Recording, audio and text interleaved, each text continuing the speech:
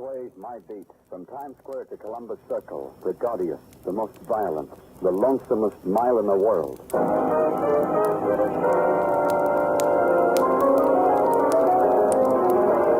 Broadway's My Beat, with Larry Thor as Detective Danny Clover.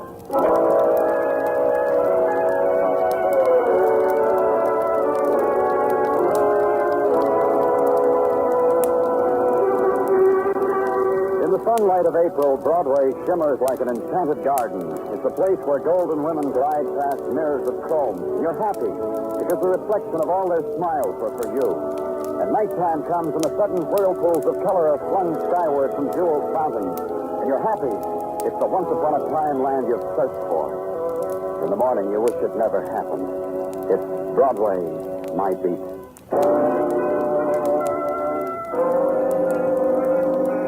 It was 11:30 at night, and I was on my way home from headquarters. I didn't make it. A squad car picked me up at 43rd Street, and a man told me my working day wasn't over. They were from the technical lab. They were on their way to the scene of the crime, which was on Coney Island, which was where they were taking me, which is where I went, to Coney Island, through a crowd gathered around the roller coaster, and to a man who was waiting for me. Hi, Danny. Okay, Margaret, what's up? The guy there in the third seat of this car. Dead, Danny. Uh-huh. Dan. Who stabbed him, Margaret? Out there in the faceless crowd. You don't know, huh? Not an idea. Except that somebody sat behind him and pushed a knife into him. Witnesses? Nope. And maybe this guy screamed. Who pays any attention to a scream on a roller coaster? Who found him? Him. Yeah, me. I found him. And you're who? Frank Crucio. I run this ride. Here's what, mister. This dead guy sitting there, he had a half a dozen tickets in his hat stand. And if he tried, I just went over to him, took a ticket. Didn't disturb him. Didn't you notice something was wrong? Oh, people react different to roller coasters. To him, I figure it's restful. I didn't disturb him till he ran out of tickets. Then I disturbed him. Uh-huh. And I found out I couldn't disturb him. And I yelled police. That check, Margaret? He told me just that, Danny. Identification of this man? Uh-huh, yeah, his wallet. Name, Thomas Stafford, address, here, rooming house in Brooklyn. Employed as a bonded runner for one Gerald Fussman, jeweler. Gerald who? Fussman. We turn it over to the technical boys now, huh?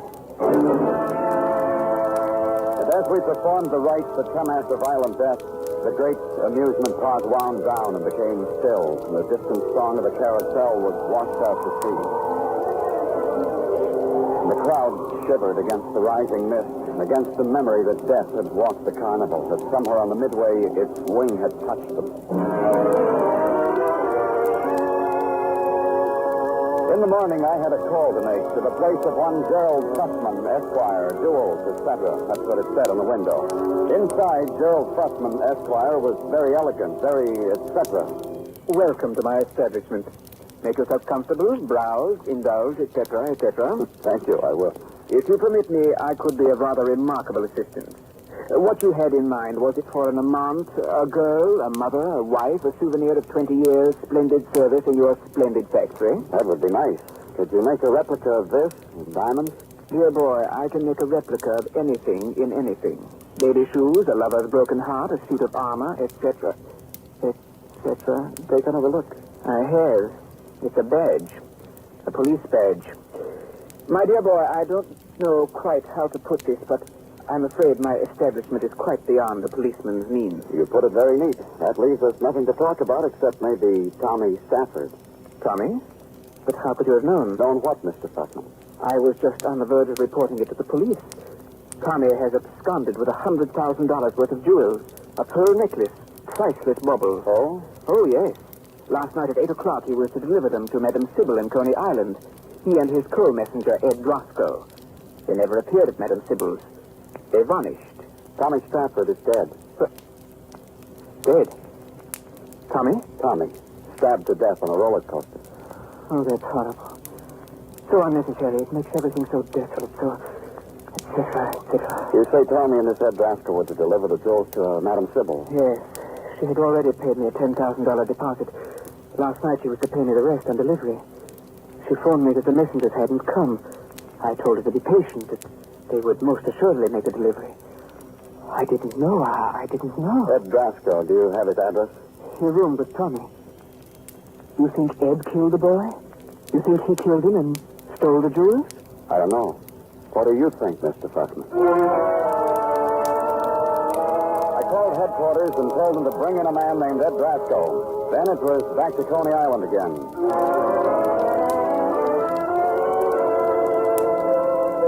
At noon, Coney looked like a desert of unwound toys. I asked the man where I could find the establishment of Madame Sybil. He tried to talk me to the establishment of Madame Bernice, who was a girl who could really read bumps on the head, but I held out for Madame Sybil. He sighed, nodded his head that way, and I went. It was a wood-frame shack with a couple of windows decked out in silhouettes of a man's head. A man's head with bumps on them, each bump with a special name. The sign on the door said, "Walk in." I did. Madam Sybil offers herself to meditation. However, she will be with you within this moment in time. That's nice of Madame Sybil. You mind if I sit down? Please. Who are you? Victor. Upon this level, this is the name by which I am known. Victor. Uh-huh. Well, I'll tell you, Victor. Reflect inwardly. Seek to attune yourself to the vibration. I've already done that, Victor. You know what? I'll bet if you unwrap that towel on your head, it'll read Hotel New Yorker. What's your business here, Mac? Police business. You will forgive Madame Sybil. Madame Sybil was lost among Police, can't you tell a cop yet, Sybil? What's he want? What do you want here, mister? I understand you paid a deposit on some jewels. You paid the deposit and the jewels were stolen. I like a customer like you. You don't ask questions. You make statements, and all I do is say yes. The easiest kind of customer to have. Now we'll take it off a customer and client basis You and think get... your dodge is phony, huh? How right you are. Look at him. Look at Victor. Put your towel on stage, Victor. Let me help you. Hold still. Cut it out, will you? And the grease paint. Every day he forgets to cover one ear. Ever see a man with two different colored ears? Turn around, Victor. Let him see. Okay. Look, mister, I always level with the law. I'm going to show you who I really am right here in this wall safe. Because I like to level. No secrets from the police. Sybil Spence, that's who I am. See? The jewel symbol. They in the safe, too? Want to look? Yeah. Yeah, I do. Nothing, huh? See, on the level. How is it that you can afford $100,000 worth of jewelry, Sybil? Because I got $100,000. More than that, 9 concessions right here in Coney. I got money, there's a law. And why this corny little pitch, reading heads? I like it, there's a law. The rest of the story, Sybil.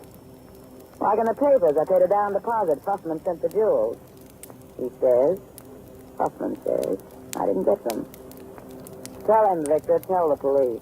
She didn't get him. Then neither Tony Stafford or Ed Drasco showed up. Tell him, Victor. Neither one showed up.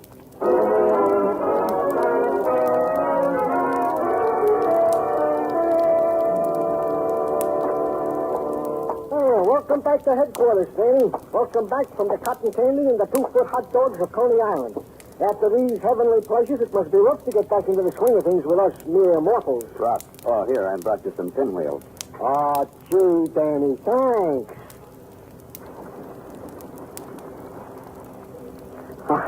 Gee, Danny, when you blow on them, don't they make a ring around the rosy of pretty colors?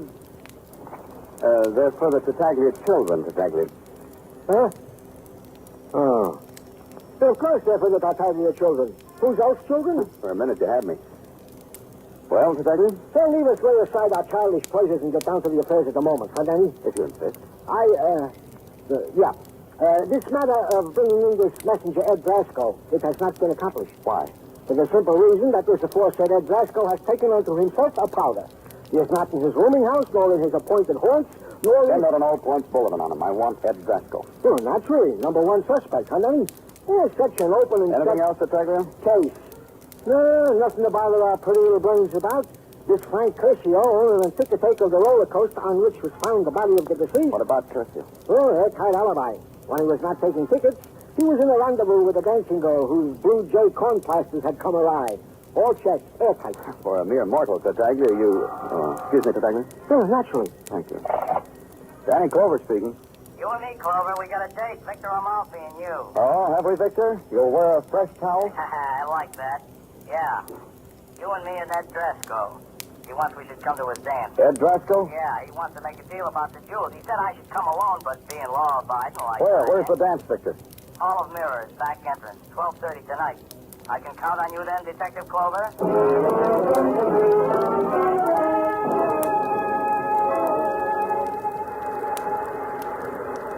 Hello, Detective. Victor, Drasco made contact with you yet? He said he'd be here. I haven't seen him. I've been waiting here, but I haven't seen him. Tell it to me again. Why should Drasco contact you? So simple. A guy steals $100,000 worth of jewels. Double crosses his employer, kills his buddy. The jewels are hot, he can't get rid of them, so he makes a deal with the madam and me, 25 grand. Why did you call me? Well, like I try to impress you on the phone. I'm honest. I'm double-crossing a killer. I called in the cops. You'd like it some other way? Yeah, I thought this hall of mirrors was closed. There's someone in there. Maybe Drasco. Come on. You first, Victor. Yeah, I know where the lights are. You better follow me, Detective. The guy can get lost in here. Is that you, Victor, or a mirror? Now there's 6 of you. I'm the third one from the left. Come on. Victor, I'm right beside you. Drasco must have brought a gun. Hey, we're standing here like ducks. With an advantage. How does he know which of us is real and which one a reflection? Well, what are you waiting for, Detective? He's shooting. When are you going to pull your gun? Yeah, I'll do that. But what do I shoot at? That way. That way. The shot came from right there. Shoot! Shoot!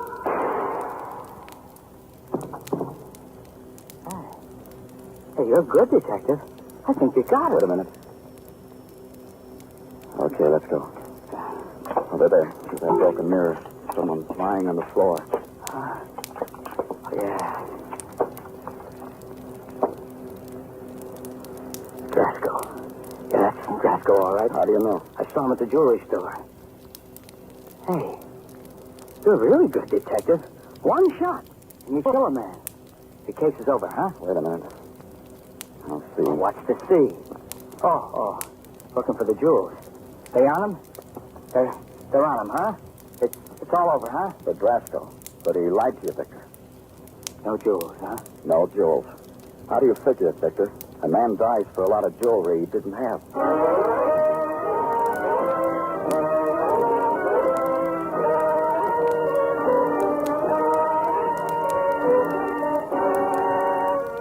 You are listening to Broadway's My Beat, written by Morton Fine and David Friedkin, and starring Larry Thor as Detective Danny Clover. This land is your land. This land is my land. This land was made for you and me. In France, Malvert means Green Mountain. In the United States, Vermont means Green Mountain. The similarity is purely intentional, for the mountainous state of Vermont was originally settled by the French. There is other evidence, too, of the early French settlers, like Vergennes, the one-time capital named for the French Minister of Foreign Affairs. But despite its French ancestry, Vermont is American through and through, from Ethan Allen and the furniture which is made today bearing his name to Steamtown, USA, near Bellows Falls. From St. Albans, leading producer of an all-American commodity, maple syrup, to a little country store in Weston. The fresh fragrance of red clover, the granite beneath its hills characteristic of its people, the well-known Vermont cussedness or independence, Admiral George Dewey and Calvin Coolidge, all things typically American, typically Vermont.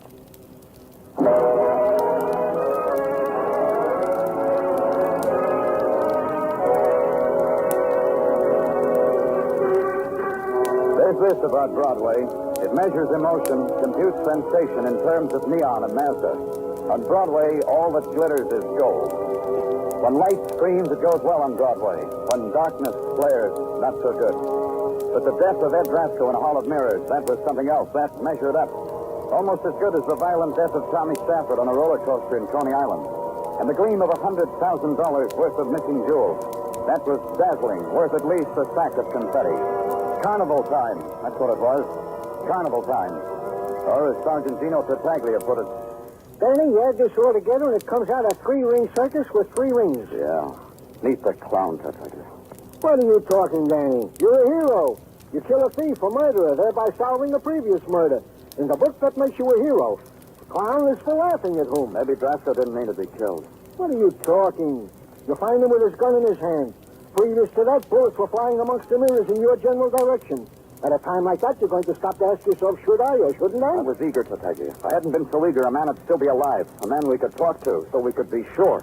Danny, before you go any further with this selfish torture, explain to me this business of Eager. If I played it smart, if I'd shown myself, maybe Drasko wouldn't have been so quick with his gun. I could have waited to take him. By the way, where is this gun? In technical for a routine check, registry, fingerprints, and all the so forth the technical does with a gun. Yeah. The list of the missing jewels, is it up? It is out, Danny, which brings me to the tidbit of the day. A tidbit which will bring a smile to your gloom, a ray of sunshine to your... Just a tidbit, Tartaglia. Of course.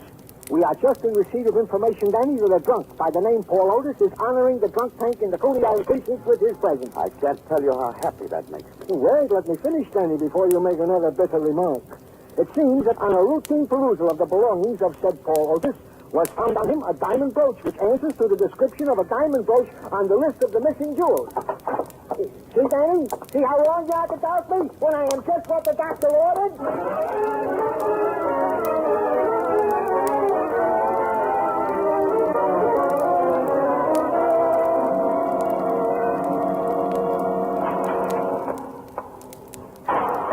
Banging the cell door. The hangover hurts, huh, Paul? You got to give me time to get used to being in jail. You'll close the door gently next time, yeah? Sure. My name's Clover, Danny Clover. Clover. You're telling me that because you're going to third degree me, huh? So when you rubber hose me, I can yell, "Stop, Danny Clover!" Yeah? All we're going to do is chat. Yeah. Yeah, I know. Chat. You want a cigarette, Paul? Yeah. Your kind, with truth serum in it? Yeah. Yeah, you cop. Okay, no cigarette. Where'd you get this diamond brooch? You hurt my head with questions like that. Where'd you get it, Paul? Nowhere. I'm suspicion of robbery, and I'm stuck with it. Murder. Let me out of here! Let me out of here! Paul! Let me out! Paul! Let me out of here! I got a racing man! Listen to me, Paul. Listen to me. Okay. I'll listen. But don't get close to me, yeah? Don't touch me. Paul, a man was supposed to deliver this brooch and some more jewelry. A man named Tommy Stafford. He never showed up. He was murdered. I'm listening real good. Go ahead. Go ahead. Tommy Stafford. You know him? No. How about a man named Ed Drasko? Ed Drasko. You know Ed Drasko, Paul? No, I don't know Ed Drasko. But I'm listening. Look, last night you were picked up in Coney, not too far from the scene of Tommy's murder. You had this brooch with you, a brooch that Tommy had a little while before he was killed. What's the story, Paul? I'm a carnival roustabout who likes to drink. After work, I was in a bar with a girl and drinking. And I open my eyes and I come upon this dream. I'm all of a sudden in a drunk tank with brooch. Without girl. What girl? Who was she? Dee Morris, hula type. The type that hulas on the Midway show on Coney. Dee Morris, huh? Okay, Paul. No, wait a minute. You're getting too close.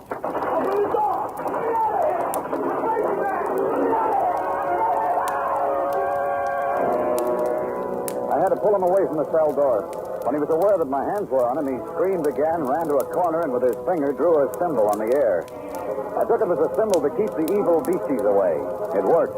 Someone opened the door and took me away from Paul Otis.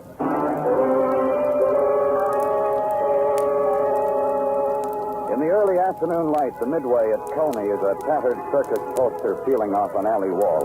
The color is drained from it, and the attractions don't care if you do or don't. Back of the fat man who wanted to guess my weight was another man who wanted me to go back with him into an Arabian night for only 2 bits, 2 dimes and a nickel, $1/4. Back of him were 6 tired harem girls on a platform yawning through recorded-type music from a Coney-type loudspeaker. For the price of admission, he pointed out Dee Morris, the one with the biggest yawn. I found a chair inside the tent and waited for her.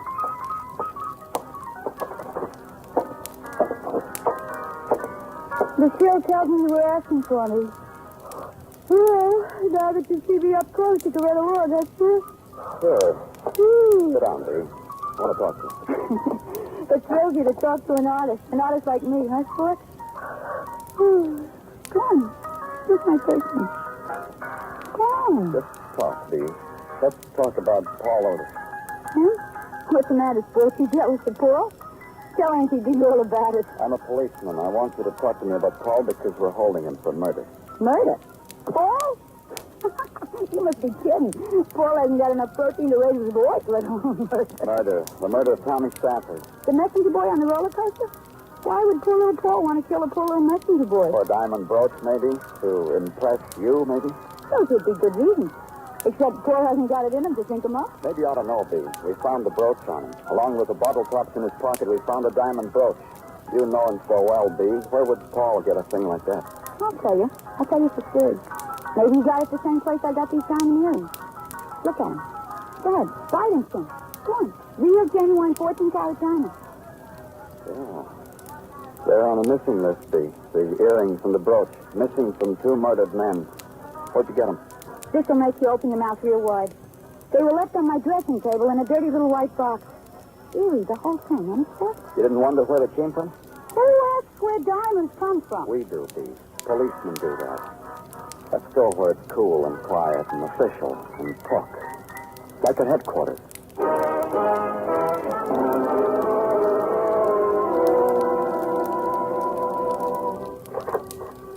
Danny? Huh? Here, Danny. I brought you a nice piece of chicken cacciatore I purchased from my lunchbox you should gnaw on instead of your fingernails. I'm not gnawing on my fingernails, Detective. Literally, no. But figuratively, I can see your brain devour them to the hub. Go ahead, take the chicken. You eat it, you. Thanks a lot, Danny. Oh, hey, Danny. Now what? There's chicken on my mind. I forgot to tell you. Forgot to tell me what, Detective. I got the report back from Technical about the gun. Quick, huh? All right, what does Technical have to say? Here.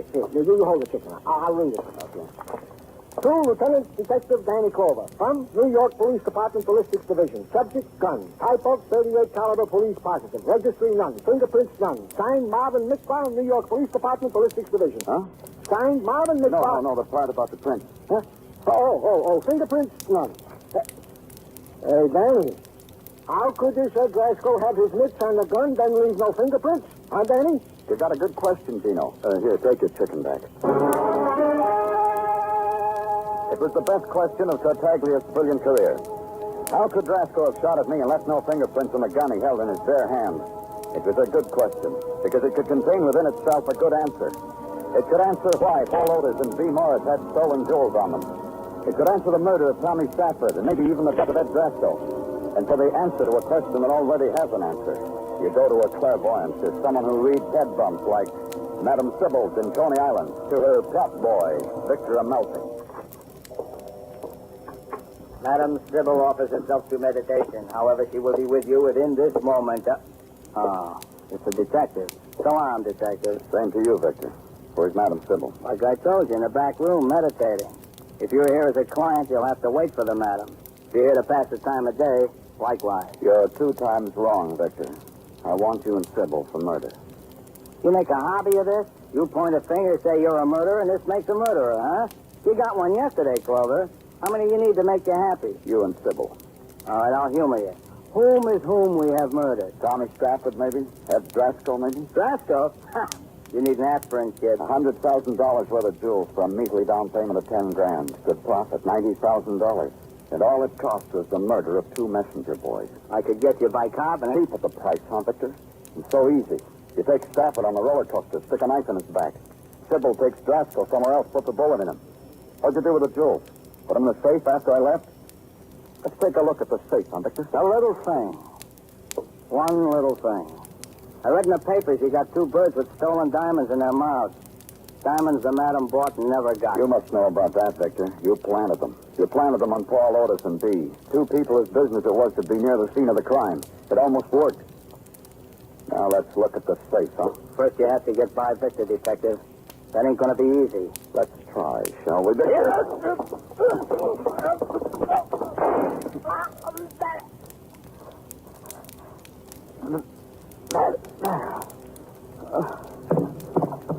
Are you all right, Mr. Clover? Yeah, real fine. Welcome from the beyond, Sybil. Tonight the Zodiac said kill Victor? I'm glad it was Victor. I'm glad it wasn't you, Mr. Clover. When I played the gun, I never planted a gun before. What the... Yeah. Okay, Sybil. Give me the gun. What for? Ballistics will want to match it against the slugs in the body. But you saw me shoot Victor. The gun. All right. Right here. You saw me? I killed him. What do you need a gun for? Ed Driscoll. I'm not real sure, understand, Sybil, but I'm waving a finger at you. This is the gun that killed Ed Driscoll. What are you talking about? You killed Driscoll. The paper said you killed Ed Driscoll. You did, Sybil. It figures that way. Driscoll was dead even before I walked into the Hall of Mirrors because his fingerprints weren't on his gun. You can't make fingerprints by resting a gun in the open hand of a dead man. You're trying to trick me. So it figures, Sybil, like I said it did. It was you shooting up the Hall of Mirrors. Not trying to hit anyone, just shooting it up so I'd take a shot in the dark and just happened to kill Ed Driscoll. Mr. Clover. Where are the jewels, Sybil? In the safe. They weren't in there the last time we opened it. Let's see now. Open the safe. Go ahead, open it. No.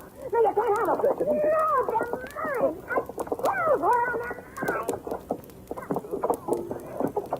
Stop fighting. No, you... Mine. Mine.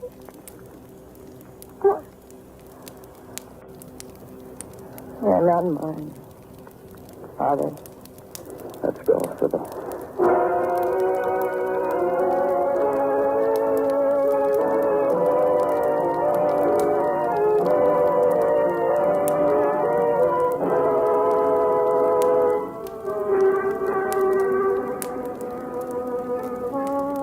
Daytime never lingers on Broadway. They shut it off by lighting the spectacular. Then Broadway's happy. Leans into the night and screams. You turn a corner and run toward it. It's right there waiting for you. Start screaming too, kid, because it'll explode right in your face. It's Broadway, gaudiest, the most violent, the lonesomest smile in the world. Broadway, my beat.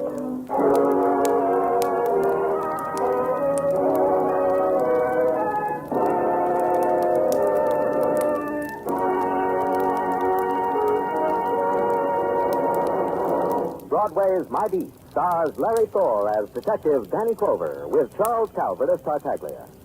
The program was produced and directed by Elliott Lewis. The musical score was composed and conducted by Alexander Courage.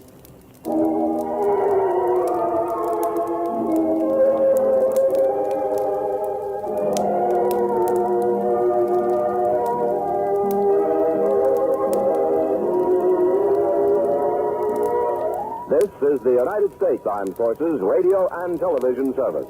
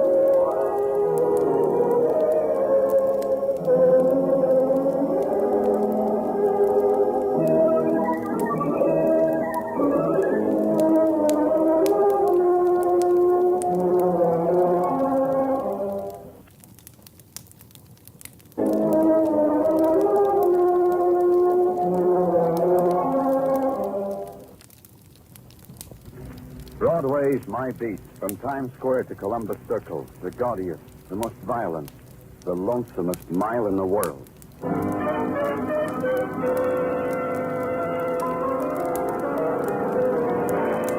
Broadway's My Beat with Larry Thor as Detective Danny Clover.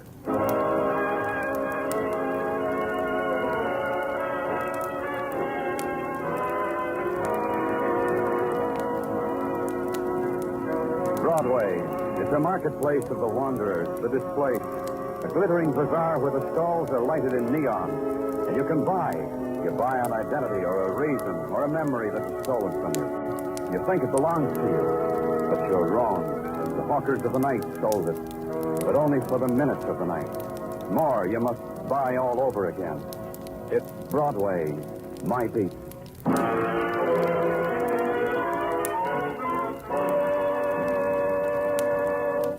now, with Larry Thor as Detective Danny Clover, we bring you tonight's story.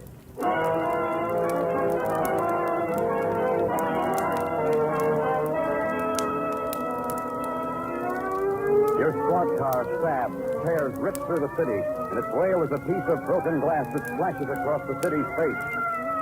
And you see the terror, silent and quick, in the blur of the city making way for you. And finally, you're there, in the place of the violent dead.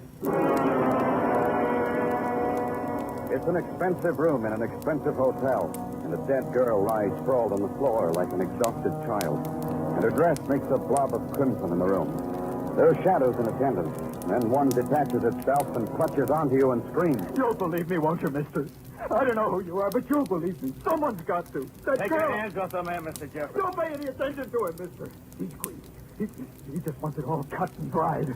The girl murdered, and he says Take your hands off the man. I'll sit down. See, I'm cooperative. You sit down and shut up, Mr. Jeffries. That's right. That's a good boy. You must be Clover. I've seen your face, heard your name. Oh, and you? Joe Graham, house detective. Don't get me wrong, Clover. I'm usually gentle as a kitten without paying gas. But Mr. Jeffries... Are you from the police, Mr. Clover? I'm glad. I'll tell you exactly how it happened. I'll tell you everything. Get back in your chair, Mr. Jeffries. I'll tell the detective. I'd rather hear it from Mr. Jeffries. Oh? To each his own.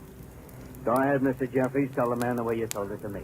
I was taking a shower, Mr. Clover. That's all I was doing. I was getting ready to go out to dinner. I'm a salesman, Peerless Leather Goods Company. I've been with the company for 10 years. Badge of merit for my enterprise. Stick-to-itiveness. You were taking a shower, Mr. Jeffries. Oh, yes.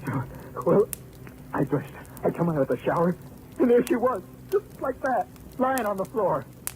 Oh, I was shocked. I thought she was some drunk. I tried to wake her, throw her out. She was dead. Choked to death. How do you know she died that way? How? What's the marks on her throat, the bruises? Didn't you see them? You must have seen them. Who was she? I never saw her before in my life. May I? Thank you. Girl's Elaine Hill, works in the perfume shop in the lobby. Won a prize for being such a good sales girl. A week on the town, a plush room in this plush hotel. Everybody in the hotel has seen her and knows her, but not Mr. Jeffries. A beautiful girl like Elaine. Never saw her, Mr. Jeffries, never... How did she get into your room? The door was unlocked. Oh? Yes, well, that doesn't mean anything, does it? I left it unlocked because I'd ordered a drink. I liked this one drink before dinner. It was brought to you? Yes, and that's how I can prove I didn't do it. Just at the moment the bellboy brought the drink, he just walked in. Just at that moment, I was coming out of the shower. We found the girl together. Just ask him. That's all you have to do. He can prove I didn't do it. The bellboy, Graham. Who was he? Fred Chandler. He's at your disposal anytime you want him. Keep him that way. Where's the girl's room? Down the hall. I'll go with you. Just give me the pass. Then you believe me. You believe I didn't do it. You'll have to be taken to headquarters, Mr. Jeffries. No, you can't. You can't do that to me. My reputation, my business, all the years I've worked. You can't. I won't go. It goes like that. Suddenly thrown against it, they're scared, they're cooperative, they're uncooperative. It bores them, depending upon their own attitude toward violence and their own conscience. Milburn Jeffries was screaming when the police let him out of the room. Joe Graham was grinning when he gave me the hotel pass key. Me, the sense of sorrow for a dead girl is a luxury that a policeman allows himself in the moments in between. It took a moment to walk down the corridor to Elaine Hill's room. She ain't here anymore, mister. Yeah, I know. So bye-bye. On your feet, friend. What are you doing here? Gaze at me and you shall know. I'm sitting here smoking a cigarette. You gaze? I'm on your way. Police. Oh? A magic word. You see? I get up, I stand at attention. Have a whim. Go ahead, have one. I'll make it come true. Bellhops get paid for making whims come true. They stick you in his uniform and... Yeah, enchant me with your name. Fred Chandler, bellhop. Who is it, Fred? Fred? Who are you talking to? Oh, Police. My name's Danny Clover, Miss. Lee. I'm Anna Lee. I work here, you see? You're a maid? Oh, no. This cigar counter is where I really work. Downstairs in the lobby. I'm on my supper hour. Her supper hour. She's my girl, but she likes to be with me, so she's helping. Yes, I'm helping Fred. Helping him do what? Oh, I get it.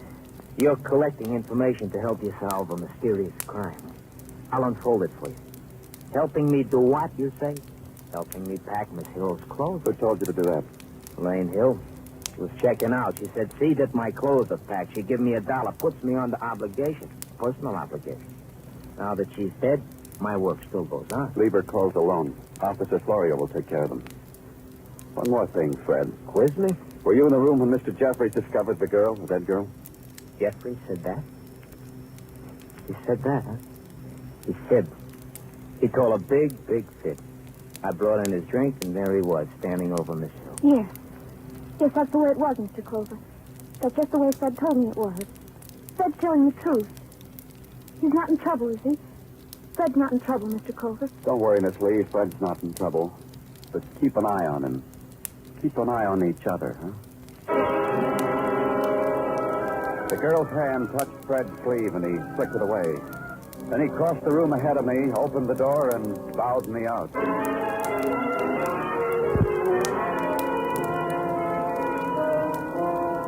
Around Elaine Hill's death, there already grew the fungus of lies, of half-truth, the weeds of a new violence.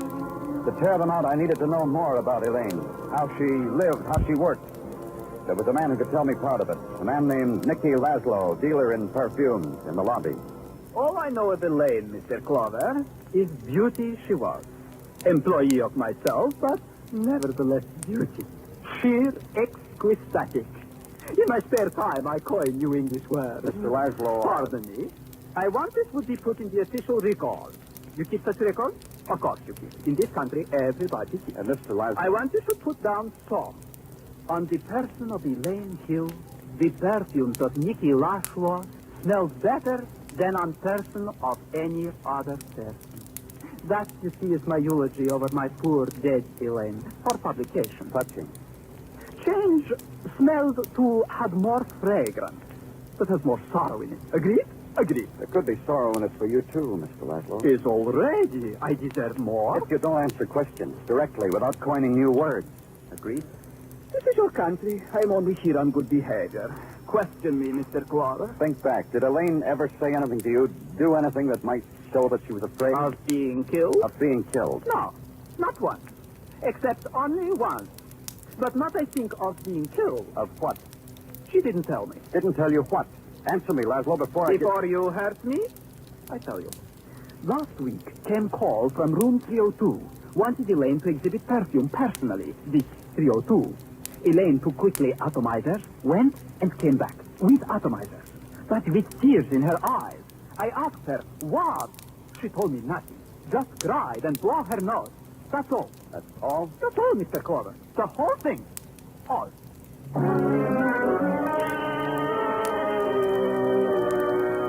And it goes on. Elaine Hill had been called to room 302 to sell perfume, and she returned with a tear. I went back upstairs to the lobby and spotted Joe Graham. I told him to find out who occupied room 302 last Thursday. It would take some doing, Joe Graham said, because the books were snugged away for the night. But he was just the boy who could find out anyhow, he assured me, because he had influence around here.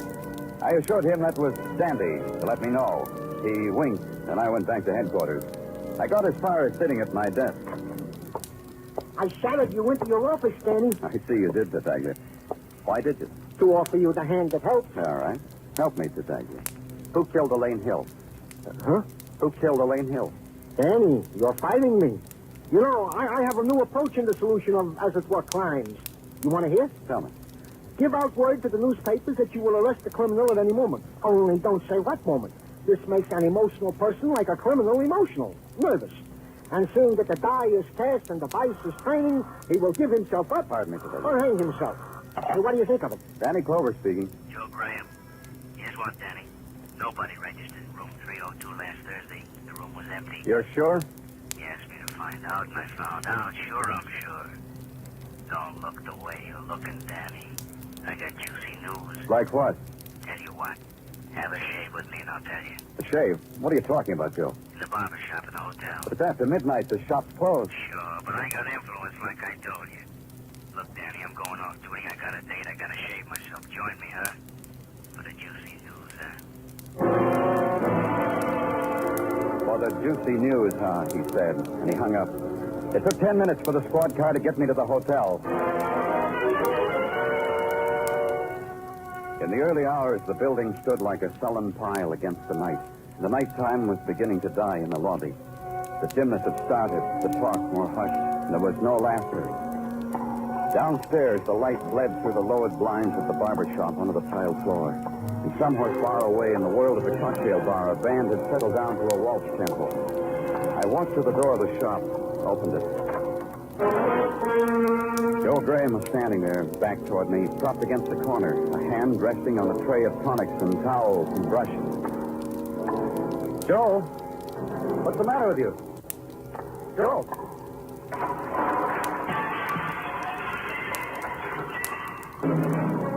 What was the matter with Joe could never be fixed. The unfelt pain forever stamped on his face told me that. The unseen stare and the blood. Joe Graham was dead.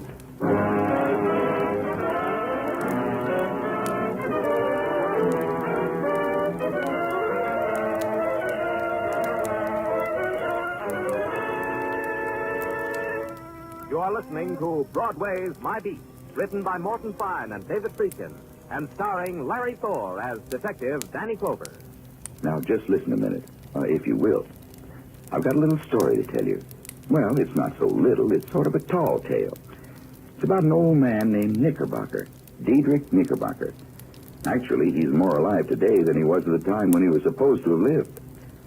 The story began along about October 26, 1809, when the New York Evening Post published an item about an old gent named Knickerbocker who had unexpectedly and mysteriously disappeared from his hotel room. He hadn't returned, and news of his whereabouts was requested. Well, back in those days, it didn't take earth-shaking events to arouse the interest of the public. And this little story started the ball a-rolling. 11 days later, a letter was printed in the paper signed A Traveler, which claimed that a man answering Knickerbocker's description was seen traveling northward. Interest grew. Another 10 days passed, and a second letter appeared in the Post. This one was authored by Seth Handaside, Knickerbocker's landlord. He stated that nothing more had been heard of or from the old man. However, a very curious kind of a written book had been found in his room, and it was being held in hopes that it might pay off his room and board bill. Well, by now, most of New York knew about Diedrich Knickerbocker, and curiosity about the mysterious book was rising fast. 12 days later, the publishing firm of Inskeep and Bradford really gave that curiosity a shot in the arm when they announced that they would soon publish A History of New York, written by Diedrich Knickerbocker, at $3 a copy. A week later, the book hit the market and sold like hotcakes. Well, you may have guessed the answer by now. Yes, sir. The whole setup had been a well-planned and executed publicity stunt to create interest in the book. The famous Washington Irving and his brother had written the book, and stuffy as the title was, the first edition was a sellout, and all because of the character Knickerbocker they had created. Irving had borrowed the name from a friend, and it became so popular that even to this day some folks refer to the Holland Dutch as Knickerbockers. And there are many buildings bearing that name in New York, some even as far away as California. There was a magazine named the Knickerbocker once, too. Kind of curious, isn't it? That a name created by a hoax could survive with so much dignity. Say, isn't it nice being citizens of a country where you can laugh and talk free as a breeze, and write and read and worship, too? Yes, sir. Maybe you don't think about it much, but you should.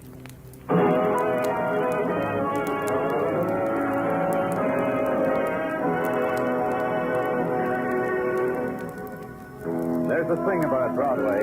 At lunch hour, it takes its murders sliced between nipples and a hot dog and washes them down with cream soda. The deaths of Elaine Hill and Joe Graham were spectacularly headlined, so Broadway nodded approval and reached for the onions. It's these usual things that gives Broadway assurance, all's right with the world. The only thing Broadway has to worry about is the hours between now and quitting time. In my office at headquarters, Sergeant Battaglia stood in the center of the room, shifted his position a few times, cleared his throat, then asked me a pointed question. What time is it, Danny? Why? Well, no particular reason. This question was just an opening gambit for the conversation which is about to ensue. You tricked me, huh, Battaglia? But, Danny, I've been standing right here before you trying to catch your attention for 10 minutes as the crow flies. Okay, what is it? Reports gathered from hither and yon into the here. To wit, the boys from Technical are even now examining the clothes of Elaine Hill for possible clues as to the reason for her decease. Go on. In the matter of Milburn Jeffrey, the leather goods salesman apprehended at the scene of the crime, also to wit, he is now under the excellent care of Dr. Sinsky. Oh, what's the matter with Milburn Jeffrey? The occupational disease of all those who are arrested as suspects for murders. He's screaming to let him out of jail. He's screaming he ain't guilty. He's screaming he's a victim of cruel fate. So? The other tenants are complaining about old Jeffrey screaming, and the others complaining. Pokey is indeed. Well, tell me what's news about Fred Chandler. Of Fred Chandler, the bellhop, I have the following report. Fred Chandler has been employed at his current place of business for nigh on to 6 years. No complaints. As far as can be determined, his story checks. And his girlfriend from the cigar counter, Anna Lee? To wit, Anna Lee is his girlfriend, has enjoyed the status quo for nigh on to 2 years. One more item, Tartaglia. What about the owner of the perfume shop? His name is Nicky Laszlo. Tartaglia? Laszlo spent his time amongst the perfume at the time of the crime. Check. But I know something maybe you don't know, Danny. Like what? Elaine Hill shared an apartment with a lady who ran the photography salon at the hotel. A lady named Millie Starr. Did you know that, Danny? Goodbye, Tartaglia. At the photographer's salon, they told me Millie was on the hotel roof taking publicity stills. On the hotel roof, Millie was doing just that. A small camera dangled from her throat, and her mouth was full of pins. A tall girl, shivering in a swimsuit or rompers or something or other, had her back to her, and Millie was pinning up something or other, tucked here and tucked there. 3 other models tried to arrange their photogenic little features on the cold asphalt of the rooftop. They were outfitted for a summer in the city on the top of a hotel. One strummed a badminton racket, the other waved a canoe paddle, and the third ran languid fingers through the hair of a wax dummy dressed in McGregor clan shorts and McTavish clan dinner jacket. When the dummy turned out to be a man, I thought it was time to break it up, which I did by tapping Millie on the shoulder. Whoever you are, go away. We're busy. Okay, Tessie, you look real sexy now. Go drape yourself on the legs, and I'll shoot you from here. I'm from the police, Miss Starr. Take your pins out of my mouth if you want to talk to me. Huh? Oh, yeah, pardon me. Thanks. That's good, Taffy. A little more, dreamy, that's it. That's it. Now keep it. You, take this reflector and hold it just like this. Huh? The reflector. The reflector, like this. Oh, like this? P.C. King, you were born to it. Taffy, take a deep breath. Hold your stomach in. Good. Now relish it. Got it. Now dream somebody else. Maybe you didn't hear me, Millie. I said I was from the police. Here, dig it into your uniform and I'll take your picture. You can put the reflector down now. Thanks. Elaine Hill, Millie. They tell me you shared an apartment with her. Oh, then. Take a break, slaves. You may smoke. That's right. It's just what you think. The law wants me for murder. You want me for murder, Mr. Policeman? Maybe. But first, let's just talk. About Elaine? Been trying not to do that.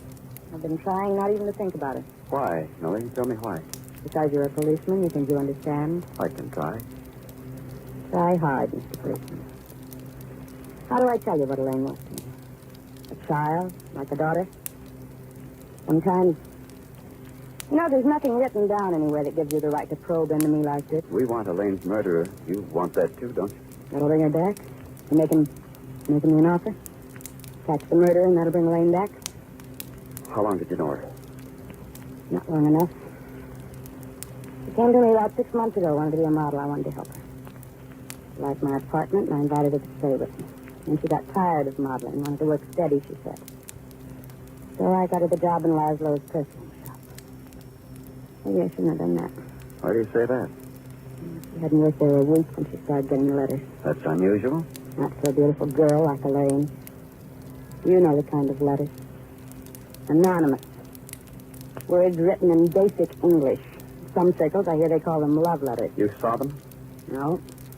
Elaine always burned them, then washed her hands. You didn't try to trace them? Didn't report them? No. That was my fault. I told Elaine it wasn't important. Told her it was a kind of flattery. She was so lovely. The postmark, you must have seen that. Where were they from? Well, from this hotel. A hotel stationery. Do you think... Call your slaves back, Millie, or you'll run out of daylight.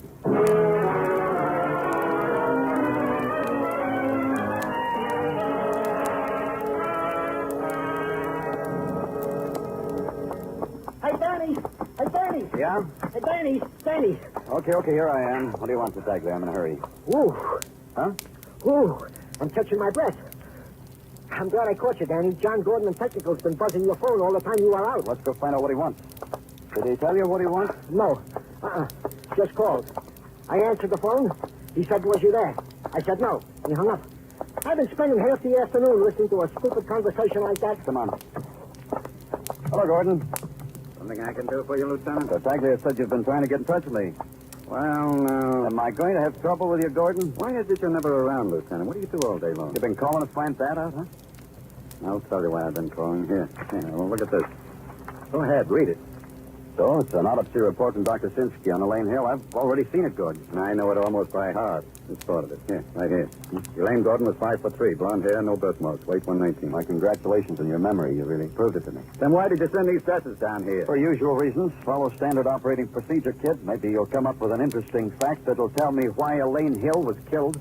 These are not Elaine Hill's clothes. Somebody on your detail loused up, Lieutenant. I thought you should know. Somebody mixed up somebody's clothes with Elaine Hill's clothes. These dresses on my desk would fit a woman who weighed about 160, I'd say. Would be about 5'1", I'd say. What are you talking about? Don't make me repeat myself. These dresses cannot belong to Elaine Hill. Who brought these dresses back to headquarters, Tartaglia? Officer Florio, Danny. Get him. Get him quick. Tartaglia did. In 10 minutes, Florio was standing in the middle of my office, wiping a crumb off his chin.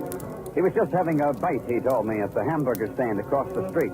Yes, he'd packed Elaine's clothes all himself, neatly. No, he hadn't stopped anywhere for a bite or for anything. He brought the suitcase with the clothes right to headquarters, right to technical as I ordered. I thanked him, sent him back to finish his bite, got on the phone. Someone else had handled Elaine's clothes. I needed to talk to him. At the hotel, they told me he wasn't in. Try his rooming house. I did. At his rooming house, they told me he wasn't in. Try Annalee's rooming house. I did. On the fourth floor landing, I heard the sobs that came from Anna's room. I knocked. No one answered, so I walked in. You're not, Clover. That was nice of you. But walking in? How do you know what can happen to you if you just walk in? What's the matter, Anna? Why are you crying? I'll tell you because, Clover. Because I come to take her out, dinner, movies, dancing. Anything a little heart desires, that's why she's crying. My little Anna's overcome with it all. Not that, Fred.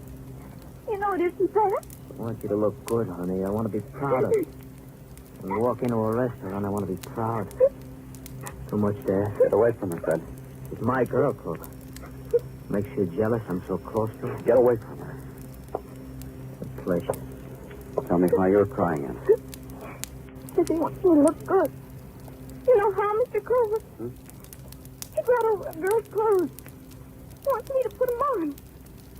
He won't go out with me unless I put them on. He won't kiss me unless I put them on. Don't come near her, Fred. The clothes. Where are they, Anna? Over there. On the bed. That was the newspaper. Elaine Hill's clothes, Fred? And that girl's clothes. You wanted me to put them on. Oh, Fred. What's the matter with you, Will? Elaine's clothes, Fred? Bought them in a hot shop for my girl, Anna, because Anna's my girl. I want it to look nice, to look classy. Like a dream. Like Elaine? You couldn't get near Elaine, so you killed her. You wrote her letters and she never answered, so you killed her. And Joe Graham, because he found out it was you who called Elaine to room 302. Was it like that, Fred? You're frauding at the brain, Clover. That makes you a mad dog. And the clothes, you stole them after you killed her, because that was all of Elaine you could own. You stole them and palmed some others off on the police. They told me the girl was found in the salesman's room. I was there when they told me. You put her there. You strangled her and put her there. Because you knew the door to Jeffrey's room was unlocked, that he was taking a shower and couldn't hear you. Anna? Give me your clothes. I'll show you how I wear them, Fred. I'll kill you. I'll cut you to pieces. I'll kill you. Drop the knife, Fred. Drop it.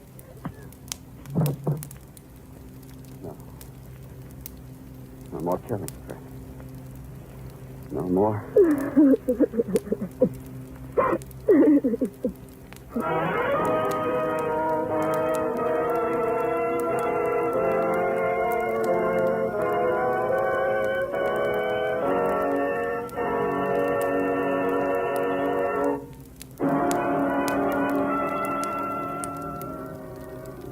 You need me any more tonight, then?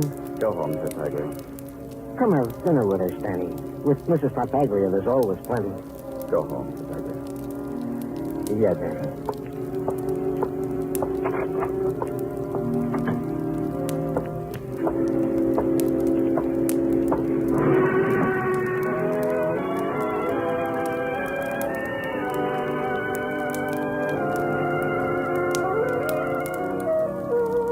Broadway, where the April evening sighs down on the city like a phosphorescent dream. You walk it slowly because it's a twilight land. Thin fingers claw at your elbow. The face leans close to yours, and the words it whispers are a shriek. It's suddenly night, and the world's exploded. It's Broadway, the gaudiest, most violent, the lonesomest mile in the world. Broadway, my beat.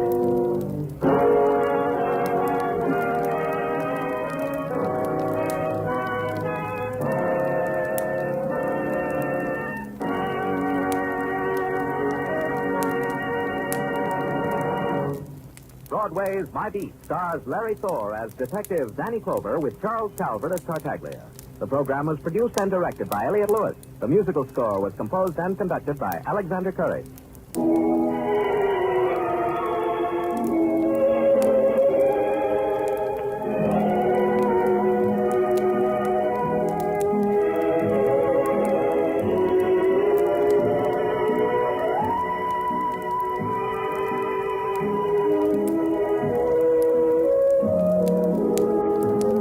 This is the United States Armed Forces Radio and Television Service.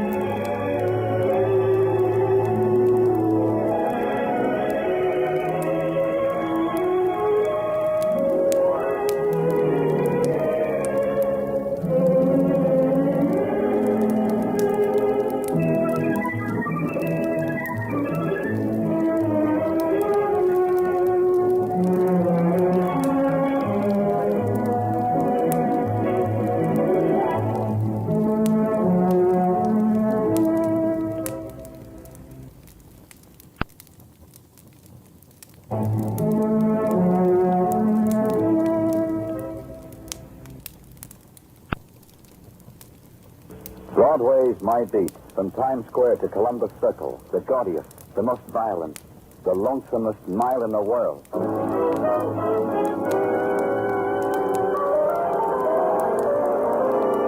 Broadway's My Beat with Larry Thor as Detective Danny Clover.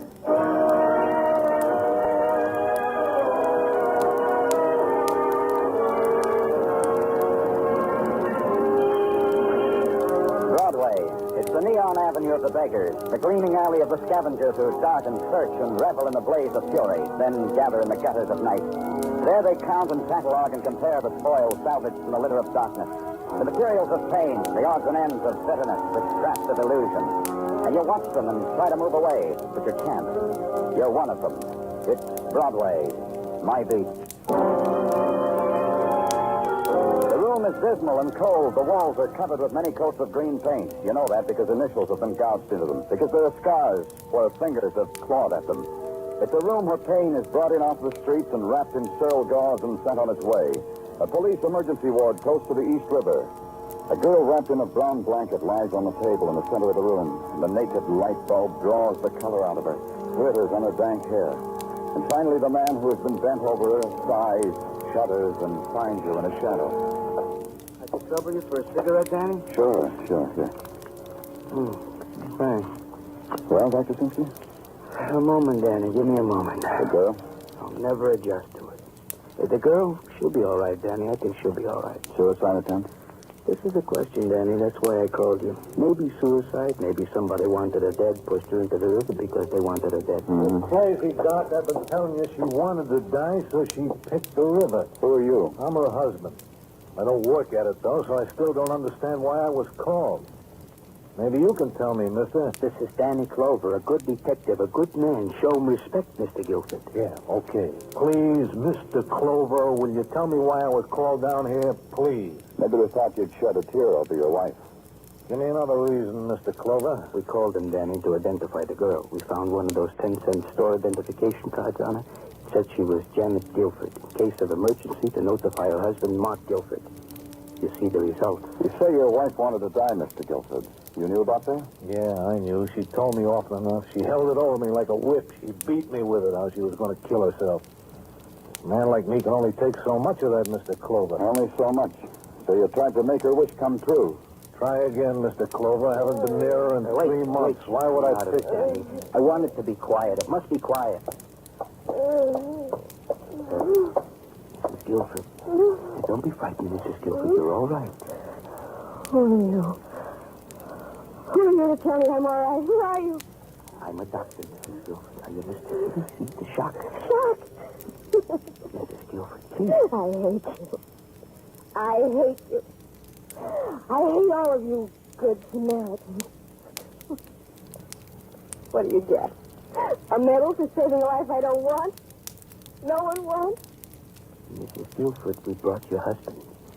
Come here, Mr. Guilford. Your husband, Mrs. Guilford, he is very concerned over you. Yeah. Yeah, Janet, you should. Take your hands off me. Take them off.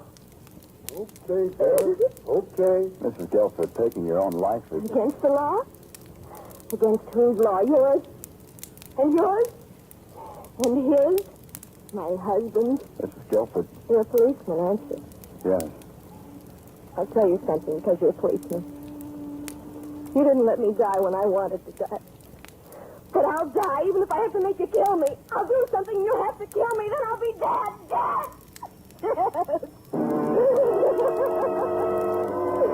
Then Dr. Finsky became impersonal about the whole thing. Somehow there was suddenly a cotton dog in one hand, a hypo in the other. In a few moments, Janet Guilford's protest became sobs, and the sobs trailed off into sleep. And each morning after that, reports were put on my desk. Janet Guilford was in shock. Then she was a little better, taking nourishment. On Monday, they sent me some ink blots. Translation, Janet Guilford was a lot better. Tuesday, she was ashamed of what she had done. Thursday, she was released. Then it was Thursday night, and a squad car called into headquarters. Central Park detail calling. The spring night had just been shattered. A woman's been found shot to death a couple hundred yards in back of the zoo. Get down here. I did. Hi, Danny. Right over here. Okay, Florian. Briefly, what happened? Up on that flat, Danny, and it's off the big rock. Come on. Yeah, right over there. That happened. Shot in the back, huh? Mm-hmm. Come up close. I'd say someone had an arm around it with a gun. Find the weapon? No, maybe it's around. We'll have to wait until daylight to make sure. Attractive woman like that. Well, she tried to be. We had a little more time to look, Danny. An awful lot of makeup. Anyhow, too much for this strolling in Central Park. Identification? Yeah, wallet. Social security card, driver's license. Name's Thelma Harper, 1414 Front Street, Bronx. At least so it says in the wallet. Let's see. Yeah, here. A little more flashlight, Florian. Oh. She had a lot of friends. Any nice pictures? Yeah, she did. I guess one of her friends fooled her. All right. You're getting careless about light fire. Oh, sorry. About that. What? I'm not sure. These Coney Island snapshots. A man and a woman with their heads stuck to a cardboard costume make them look like hula dancers. Not very clear. It's pretty clear, Danny. I'd say the woman was Thelma Harper. Me too. You know what I'd say about the man? Well, I don't say it, so I know, huh? I'd say his name was Mark Guilford. I'd say this is the man whose wife tried to commit suicide a few days ago. At headquarters, they gave me Mark Guilford's address, a rooming house on West 16th Street.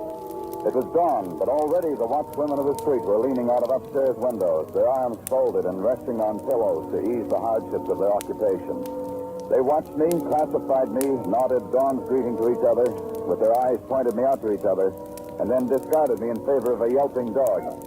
In a hallway, lighted with a 10-watt bulb, I found the door to Mark's room. There was no answer. I tried the knob. It was locked. Then there was the sound of someone coming up the stairs. It was Mark Guilford. Hey, you, what are you doing? You trying to play? Hey, good morning, Mark. Oh, it's Mr. Clover of the police department. What's the matter, Mr. Clover? Janet tried again? Let's go into your room. Yeah, sure.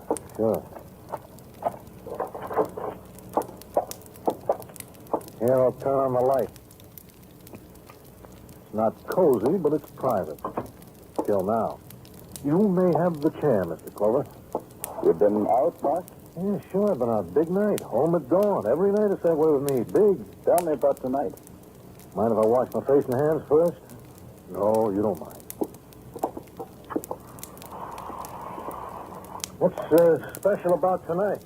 Thelma Harper. She was... You mind handing me that towel, Mr. Clover? Thanks. Thelma Harper, Mark. Yeah. Good kid. She's a lot of fun. Takes a man's mind off of things. Man like me. She was found dead tonight in Central Park. I'll just hang this towel out the window to dry. I always do that. It never dries. You didn't hear me, Mark. Thelma Harper was murdered, shot in the back. I heard you. What do you want me to do? To cry, scream, tear my hair out? A man like me, I don't do things like that. But a man like you has your picture taken with Thelma at Coney Island. What else does a man like you do, Mark? Like tonight? I work. What? I work. Every night of my life, I work. Except holidays. Where? The city power plant. I miss the dynamos. Listen to their whining. One stops whining, lights go out in the street and houses. I coax the dynamo, lights go back on. I do this every night. Tonight, too. You can check. We will. Have you asked Janet about Thelma's murder? No. Should I? Yeah, you should. That's what broke Janet and me up, this Thelma kid. Between swearing to kill herself and or Thelma, Janet had me on a merry-go-round. Would figure, wouldn't it, Mr. Clover? You'll stick around, huh, Mark?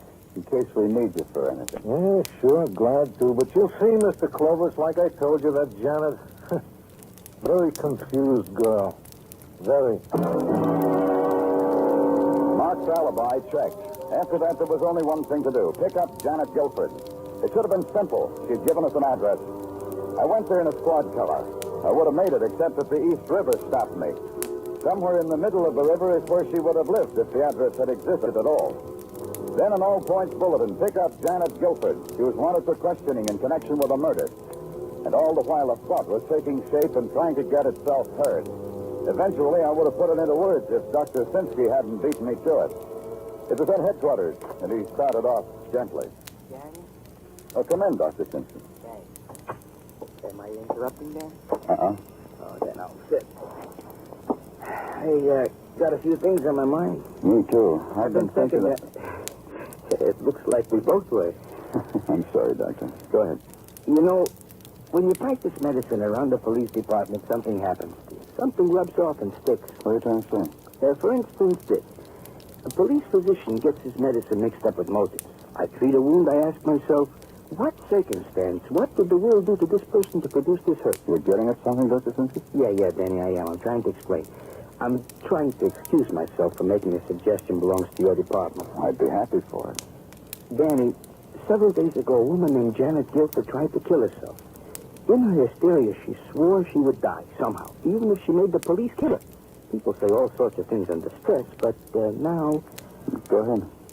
I've been reading the reports. They suppose Janet killed Thelma Harper. Janet would be a murderess. A woman can be executed. Janet would get her wish. She'd die. Oh, pardon me, Doctor. Oh, sure. Danny Clover speaking. Muggavan, Danny, we found Janet Guilford. Good. Where is she? In a flea bag on 3rd Avenue, 2220. You better hurry, Danny. She might not be here long.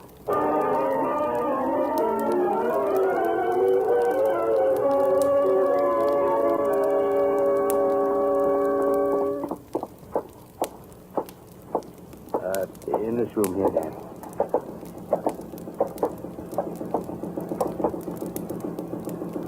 Oh, no.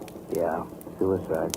Promoter squad still working on her. Who found her? I found her. I found her right there where she is now, and I didn't touch a thing except... Except what? Well, I kicked out the window. I smelled gas in here, and I saw right away what happened, so I kicked out the window and called you police. Who are you? Mrs. Lamp, I own this awful place.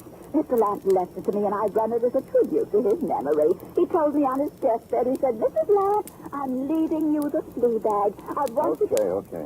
How did you happen to find her? Well, this lady here told me yesterday. She said she might not be home for a couple of days. So I come in to feed her canary, and I smelled gas, and I saw and kicked in the window and called you police. Yeah. Danny, Yeah, what is it, Margaret? poor motor boy just gave me the nod. Dead. Janet Guilford's dead. Yeah, Danny, dead.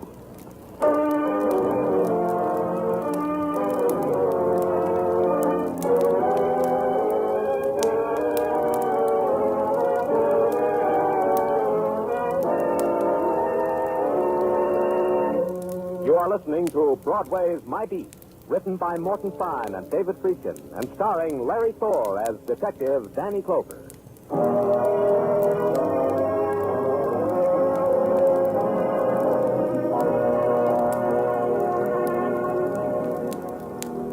You've got to listen close on Broadway. That's the only way you can tell if the sound you just heard was laughter or somebody beating back a scream in his throat. Not that it makes a lot of difference. Broadway reacts to clowns and murder in pretty nearly the same way. In the matter of Thelma Hopper, a woman who died in Central Park, Broadway was appreciative of the setting. It went to spring. In the suicide of Janet Guilford, Broadway passed it off as the B production which went with the main feature. Or as Sergeant Gino Tartaglia said it the next day in my office. This is where I came in, Danny. Huh? This is where I came 20 years ago this very day. What are you talking about, Tartaglia? 20 years ago, there sat in that very desk you are now ensconced a Lieutenant Marsala. His daughter Nina came to visit him. I walked in, we looked. Without a word was hardly spoken, we walked down to the city hall and became Mr. and Mrs. Tartaglia. Oh, it's your anniversary. Congratulations. Yeah, I knew I dragged that out of you. Hey, look, Danny, a new shave, courtesy of the ever-loving Mrs. Tartaglia and the shave master she gave me. My face and this shave make a handsome couple, huh? Striking, Tartaglia. Simply. Now, Danny, if you don't mind, I think that's enough idle chatter.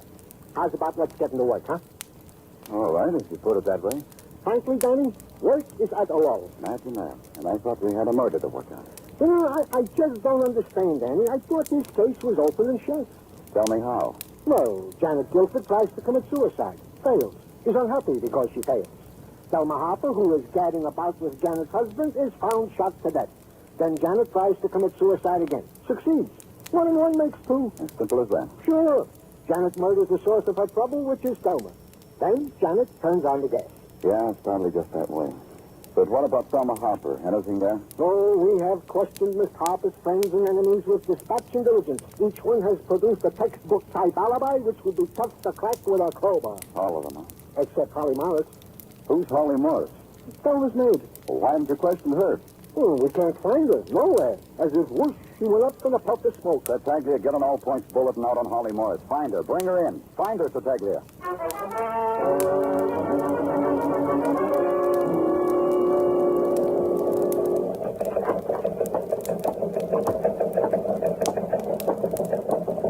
Turn around, pay attention, Danny. It's Muggavan. Oh. Anything? Nothing, Danny. Why don't you tell somebody you're hiding out communications? You found me. What do you want? I tracked down every lead on Holly Morris. Seems everybody knows everything about her except where she's disappeared to. Stay with it. Danny, it's so plain to everybody that Janet Guilford committed the murder. What are you building? You'll stay with it, Muggavan. Okay. If you're interested, there's a guy waiting for you in your office. What? When I was looking for you up in your office, there's a guy there. Danny, I'll keep checking with you.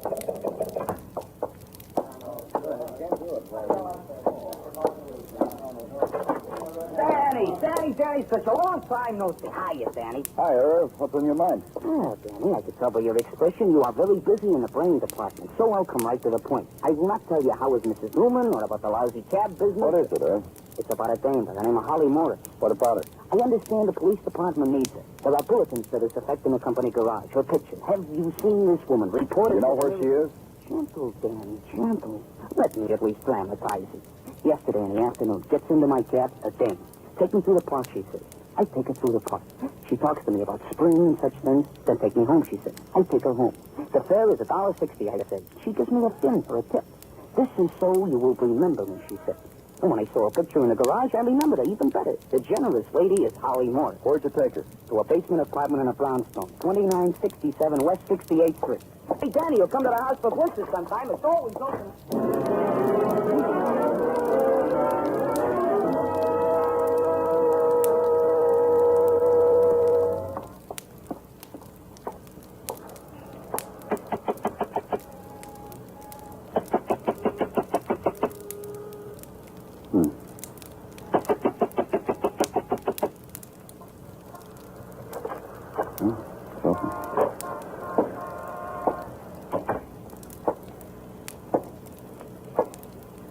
Miss Morris? Miss Morris? Anyone home? Miss Morris? Are you asleep? I'm from the police.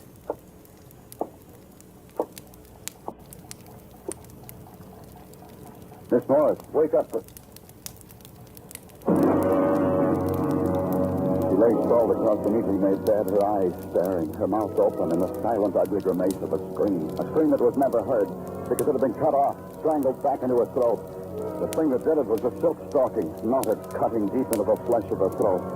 I worked at it. The knot was tight. And then it crashed across the back of my scalp. It was all pain, everywhere, all. And it came again. Hey, what's going on down there? What's going on? And the far-off voice was washed away because it came again.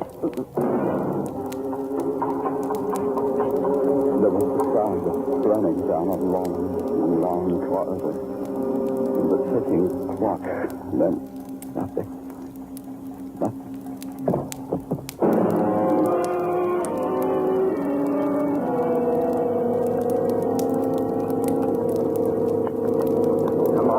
Come on, wake up, you. You say something I can understand, you hear? Wake up.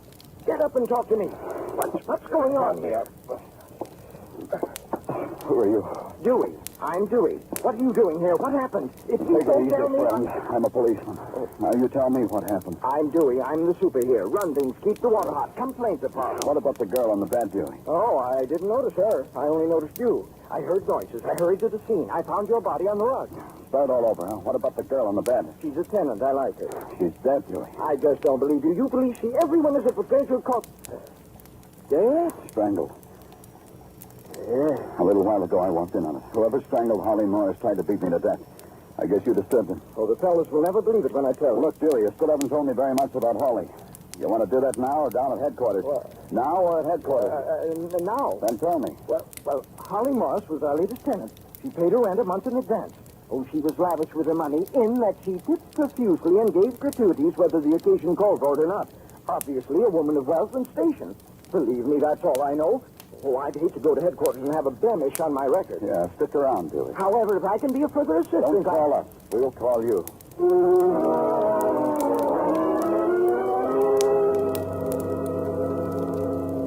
The blows a human skull can take, both inside and outside. Take it easy, Dr. Simpson. Oh, still, Danny, you had so much already, you can't take a little more.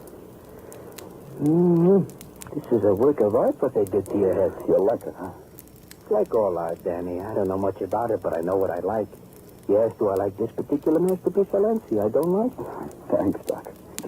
Hey, watch it. Oh, you're maligning me, Danny. Oh, my non-paying patients say I have such a beautiful bedside manner. There, you fixed up, Danny. Till the next time. How many next times can there be? No more for Holly Morris. Why? Can you tell me why? This is even a worse headache for you, isn't it, Danny? 2 people dead. A heavy responsibility. For you, for society. The suicide. Janet Guilford. That's what bothers me. If it weren't suicide... Stay where you are, Danny. I'll answer. First aid room, Dr. Sinsky speaking.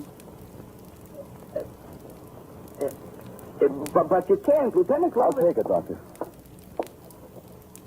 Lieutenant Clover speaking. Oh, Mr. Clover, I insisted on talking to you. You were so nice and so polite. Do you remember me, the flea bag lady? Huh? Oh, yes. Yes, what's on your mind, Mr. Lamb? The bird, Mr. Clover. What? The bird. The little canary that belonged to poor Mrs. Guilford. The one in her room, remember? What about it? Well, I was just wondering about the law in these matters. The law about dead person's property, you know, the heirs and so forth, and their lawful rights. Mrs. Lamb, please get to the point. Well, I was just wondering, if Mrs. Guilford has no heirs, please, may I keep the little bird? I've grown so attached to it. Oh, the melodies it makes up right out of its own little head. It still sings? Oh, yes, like a bird. Keep it. Mrs. Lamb, keep it. There'll be no other air. Oh, thank you, thank you. Doctor? What then? The headache. You did good. It doesn't bother me anymore.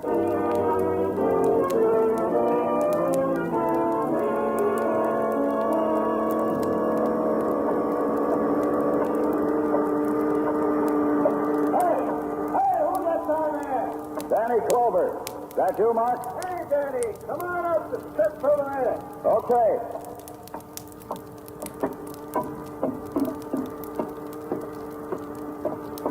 Down the catwalk, Danny, be careful. Only got handrails at strategic places. You can walk out into the air if you ain't careful. How you feeling, boy? In this height, does it get you in the stomach? Quite a sight. You know, I've never been in a power plant before. Those dynamos. Watch it, Danny. Watch the blowtorch. Yeah.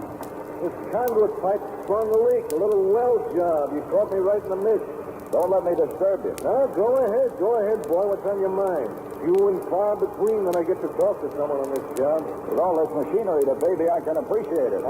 These dynamos run themselves. I only wish I had their brains. Oh, why the nighttime call, Danny? You like it here, huh? You like your work? It pays. You're going to have to find a replacement, Mark. I was wondering how you were going to phrase it. 3 of them. Why did you have to kill them? Wasn't easy. Took my lifetime to build up to it. You almost got away with it. I figured I did. What happened? We found out your wife didn't commit suicide. A bird this big lived in the room where your wife died. The gas in that room wasn't enough to kill a canary. Why should it kill your wife? Imagine that, a bird. Uh-huh. Meaning your wife was dead before you turned on the gas. Suffocated, I figure. About the same effect as illuminating gas. Yeah, I read up on that one. Imagine that, will you, a bird. Why Holly, Mark? Why did you have to kill her? She was around when I had my argument with Selma. First I paid her off, and she got greedy, so I changed my mind. Killing got easier all the time. Why the argument with Selma? Selma was saying me goodbye. After my wife tried to drown herself, Selma suddenly wanted no part. So you killed her. Shot her in the park. And my wife got blamed for it. For her. Let's go, Mark. You've been sensible up to now, Danny. It's been a pleasure listening to you. Let's go. After what I can do to people, kill them. I found out I can do that. Stay where you are, Danny, or I'll weld you to that pipe. Put down that torch, Mark. Oh, you know I can't do that. Uh-oh, reach for your gun again.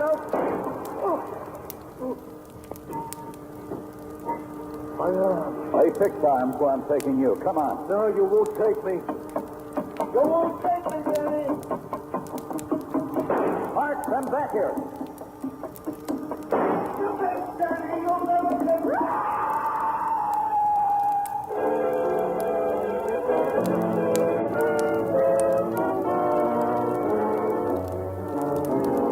His scream preceded him as he fell from above. Then in that sudden, swift time, the face masked in horror, the eyes pleading into mine as he clawed the air past me.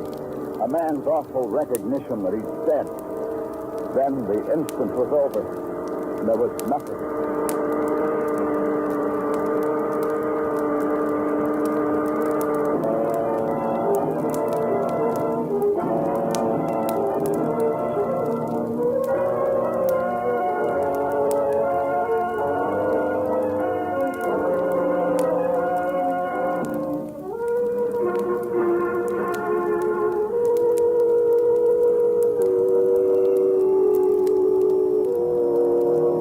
Touches Broadway now. It bleeds the color out of the neon, turns the gold of the spectaculars into dross. And the remnants of night are driven back into the earth.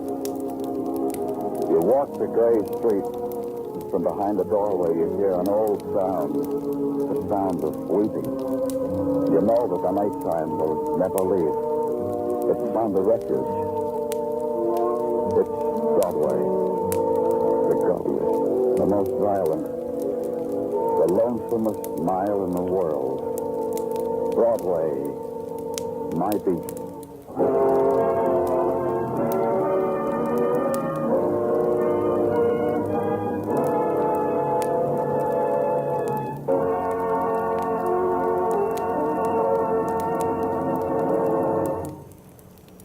Broadway's My Beat stars Larry Thor as Detective Danny Clover with Charles Calvert as Tartaglia. The program was produced and directed by Elliott Lewis. The musical score was composed and conducted by Alexander Courage. Included in the cast tonight were Jane Webb, Eleanor Audley, Jack Crucian, Sheldon Leonard, Bert Holland, and Stanley Farrar.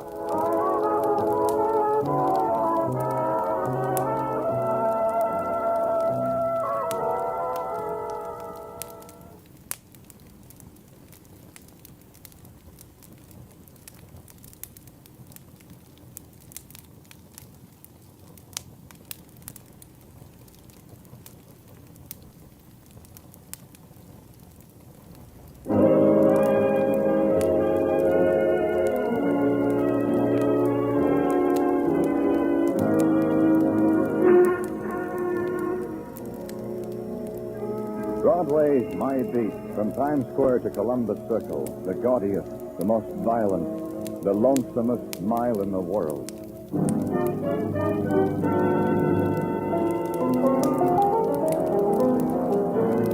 Broadway's My Beat, with Larry Thor as Detective Danny Clover.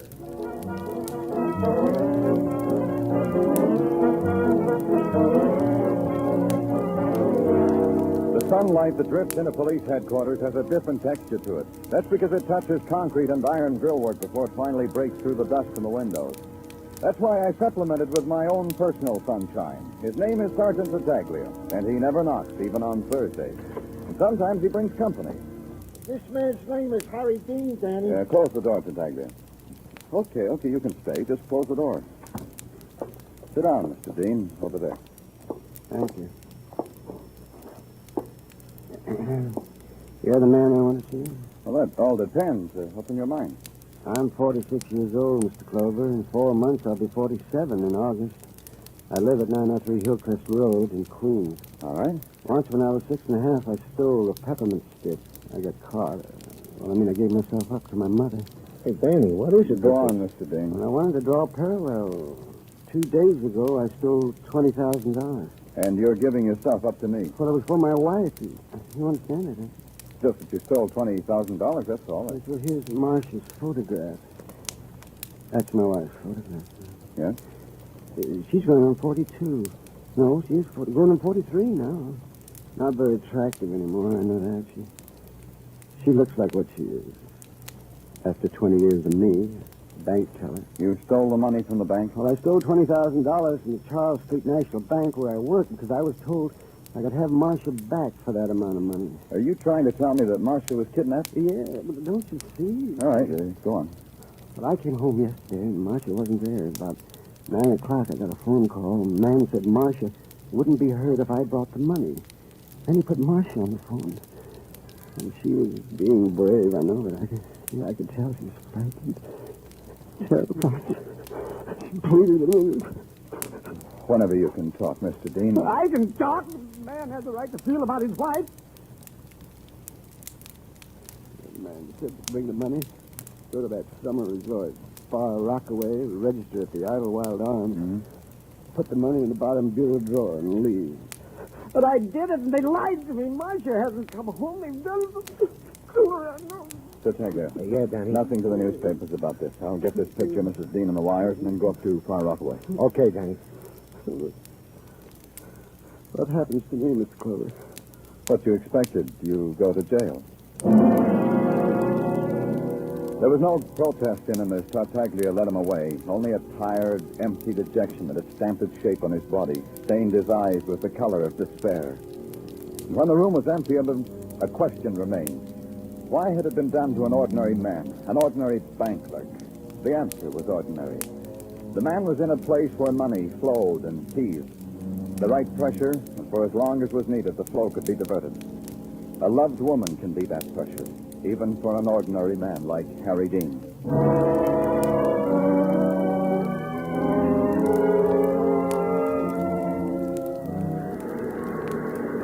At Far Rockaway, the beach is littered with the debris of those who have escaped for a day, for a weekend. The surf washes against the feet of a child, and the child screams. The mocking sun touches a woman's shoulders, and the woman giggles. The man lying buried in the sand next to her crinkles his toes. And strung behind them like a Munch-rented backdrop is a string of leering resort hotels with screen porches and empty rockers. The Idlewild Arms was one of these.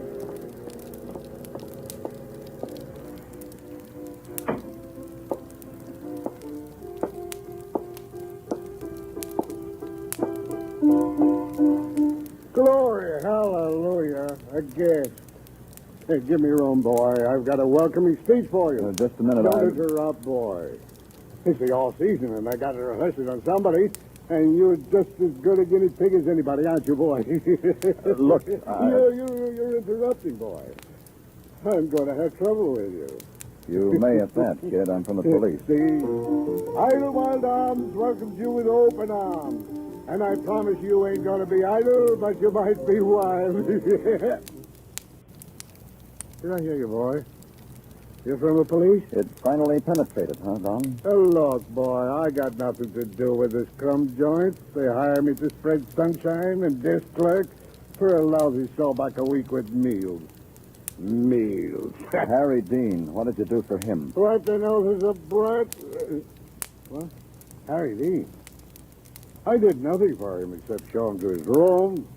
He didn't react to my jollity, so I fluffed him. Which room? 6A. I guess it nauseated him because an hour later he checked out. That I had to do, too. Check out the crumble mouth. Where is it? The room. I told you. Outside. Oh, you mean 6A. Right down the hall, boy. It's this Harry Dean you want, not me, eh? Not you. For a minute there, you had me on my knees. Don't let me keep you, boy. I gotta rehearse my act. Glory, hallelujah. 5A. 6A. Oh, what are you doing in my room? Get out. Oh, I'm sorry. I thought this room was unoccupied. If Are you part of the recreation program? Get out before I call for help. I'm from the police. I want to search this room. Oh? Just can't stop you then. No. That bureau. Do you have your things in it? Not yet. Only just got in a little while ago. Haven't had time to unpack. What's in there? A mouse? A time bomb? Maybe money. Maybe $20,000 worth of money.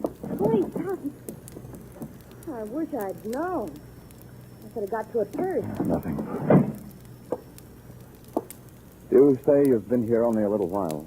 It's long enough to open a window and get a whiff of ocean air, maybe an hour or two. Did I do wrong? Who are you? What's your name? Edith Keller. I'm a stenographer. Got 2 weeks vacation, so I came here for peace and quiet. So far, it's not quiet. Take a look at this picture, Miss Keller. Have you ever seen this woman? Yeah, I saw her. She did just what you did. I barely got my body into the room. There was a knock on the door. This woman here, says she left something in the bureau, bottom drawer. She took it out. Wish I'd known. 20,000. Was there anyone with her? Yeah, a man. He stayed in the hall. I didn't get a look at him, just heard his voice. Gee. God. I know, Miss Keller. $20,000. She smiled at me. It was the kind of a smile that had regret in it. So I returned in kind. Then she looked toward the door, so I left.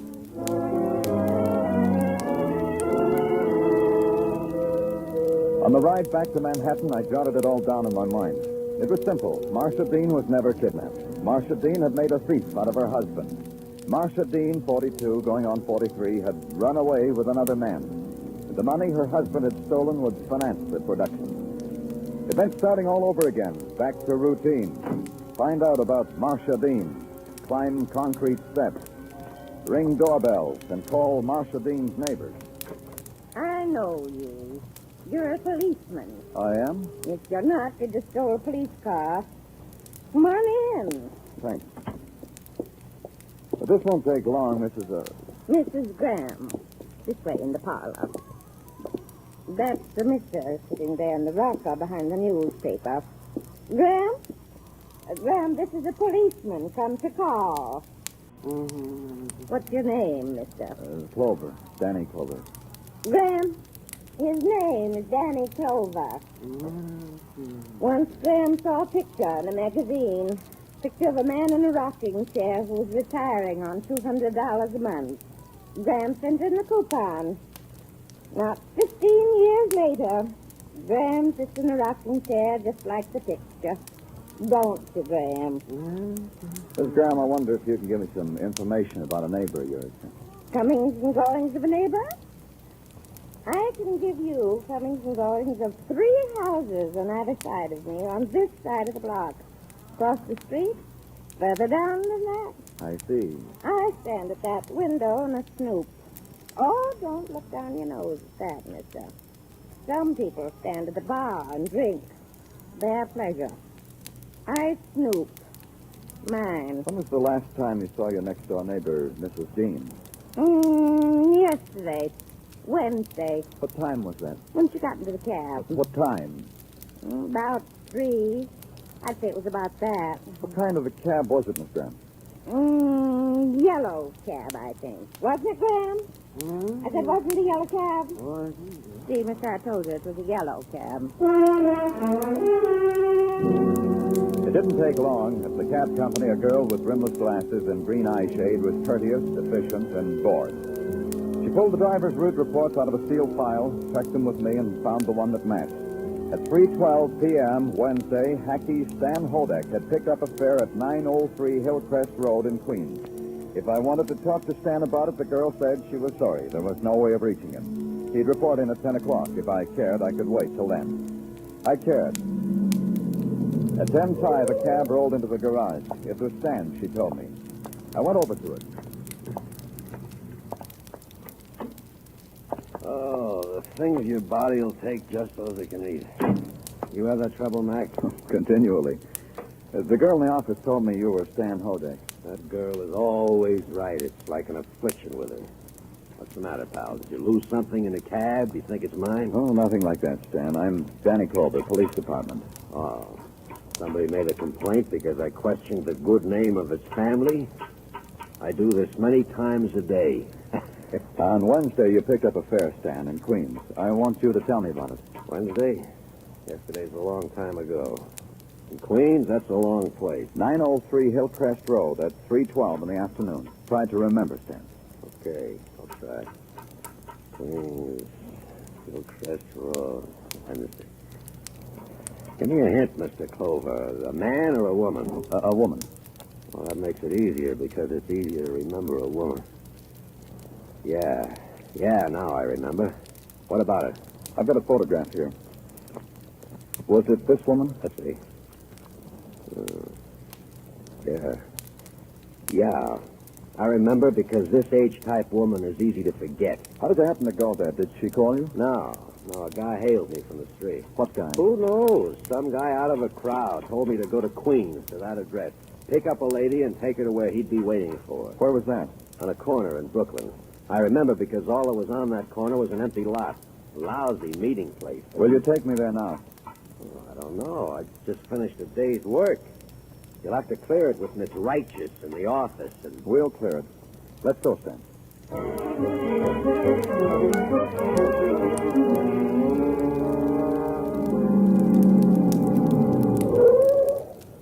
Right here, Mr. Clover. Here's where I left her off. Let's get out. Yeah. You're sure it was right here, huh? Sure, I'm sure. I ought to know. This billboard here was... You didn't see anyone pick her up? Will you tie my shoelace, mister? Hello, little girl. I fell down back there because my shoelace is untied. Here, and put your foot up on my knee, honey. Thanks. Aren't you out pretty late? No. Do you stay out this late every night? Oh, no. Tonight I'm big. Tonight I'm a big girl. Well, here you are. Thanks. I've even got a big girl's pocketbook. Your mother should know you've got a suede pocketbook. Oh, it's not my mother's. I found it. But it was... Give me back my pocketbook. In 1 minute. Where did you find it? Come on. I'll show you. You recognize this purse, Stan? I don't know. I didn't take notice. Right over here on the field. Over there. Near those tin cans. Stay here, Stan, with the girl. Yeah.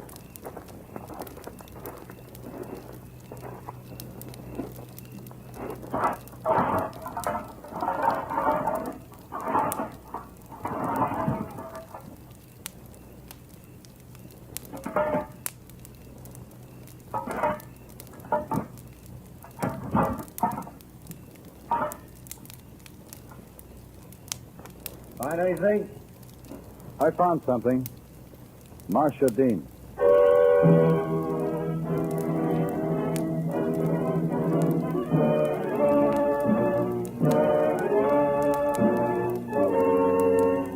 You are listening to Broadway's My Beat, written by Morton Fine and David Friedkin, and starring Larry Thor as Detective Danny Clover. When Dan Seymour starts putting in those phone calls from coast to coast on Sing It Again this Saturday night, there'll be $55,000 in prizes and cash riding on the call. Here's Sing It Again this Saturday and every Saturday on most of these same CBS stations.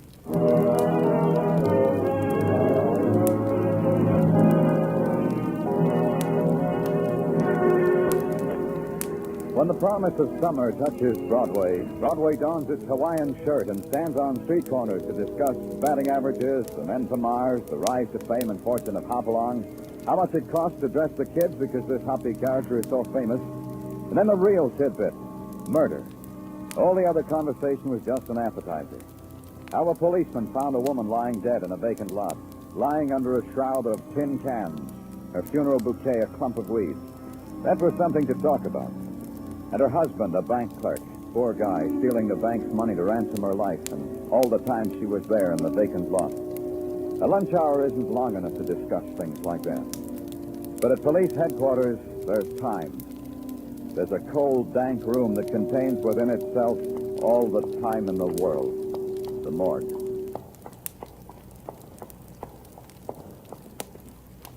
Here he is, Danny. Oh, why did you have me brought here, Mr. Clover? I know she's dead. I know. Do I have to? I know what you must feel, Mr. Dean. This is something that has to be done. You understand that, Mr. Dean? You'll be all right? Yes, yes. Patrolman Kenny? Yeah.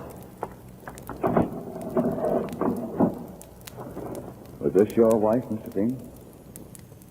Marcia. Sorry for all the bad times, all the hard years. Forgive me.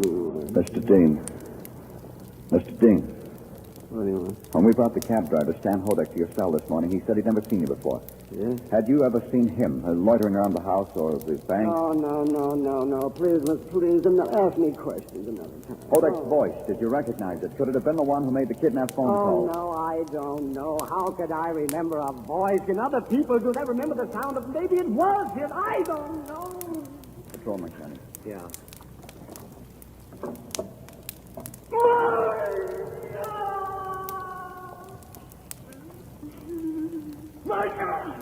Kenny, watch it. He's got your gun. Mr. Dean, give it back to me. Give it to me. I've waited for it. Look, Mr. Dean, we'll find Marcia's killer. You can't take it on yourself. You'll have to kill us to get out of here, and then kill again. No, this man here, I'm going to kill myself. To end the grief and the pain in my head, and there's no more pain. Kenny, give me my gun. Give it to me. Good. It's okay now, Danny.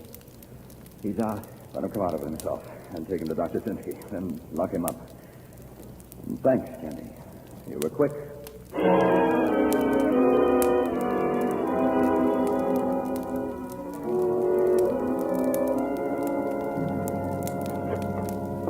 Can I come in, Danny? Yeah, come in, Petaglia. Oh, thanks.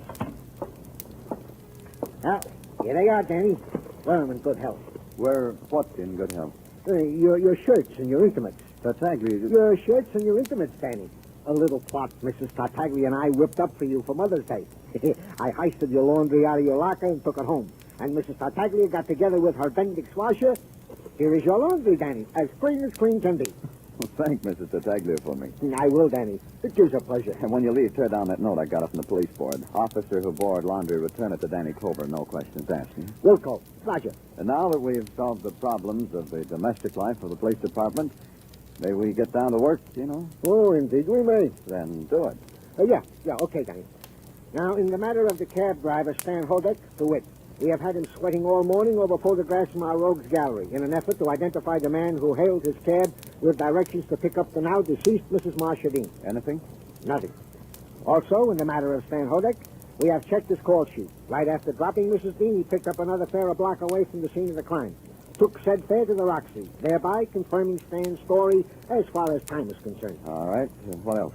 In the matter of Harry Dean, to wit, about 15 minutes ago he was released on bail, said bail being set at $10,000. Who put it up, Detective? Oh, his sympathetic employers, the Charles Street National Bank. Yeah, I figured they would.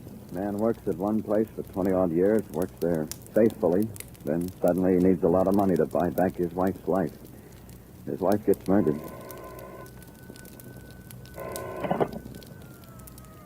Danny Clover speaking. Muggavan, Danny. I'm phoning from the call box at 45th and Broadway. What's up, Muggavan? Dan Hodek. The cab driver? Yeah, he's in the middle of the street, Danny. He's been shot to death.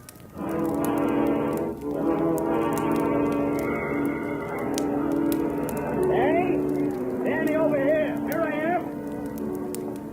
Slows up the traffic, don't it, Danny? A sideshow like this? Not every day a spectacle like this. Give those work to the newspapers, Muggavan. They'll love you for it. Danny. Oh, sorry. Okay, I said I'm sorry. Now brief me. Like this, Danny. From eyewitness accounts. Each one with personal variations because the eyewitnesses have personal problems. But essentially, they come out the same. All right, Muggavan. After a little prodding, they all agree on this. Hodek's cab came to a stop for a red light. Man got out, got lost in the crowd. The light changed. The cab didn't move. Unusual for a cab. Well, maybe not unusual. Depends how you feel about cabs. Off the dime, Muggavan. The cab still didn't move. All the traffic behind it was tied up and screaming. Finally, some brave guy got out to argue with Hodek. No argument. Hodek was dead. You saw him, Danny. Yeah. Bullet hole in the back of his head. A new way to pay a cab fare, huh, Danny? The man who got out, could any of these eyewitnesses identify him? I asked them that, Danny. They laughed in my face. Who bothers to scrutinize a guy gets out of a cab?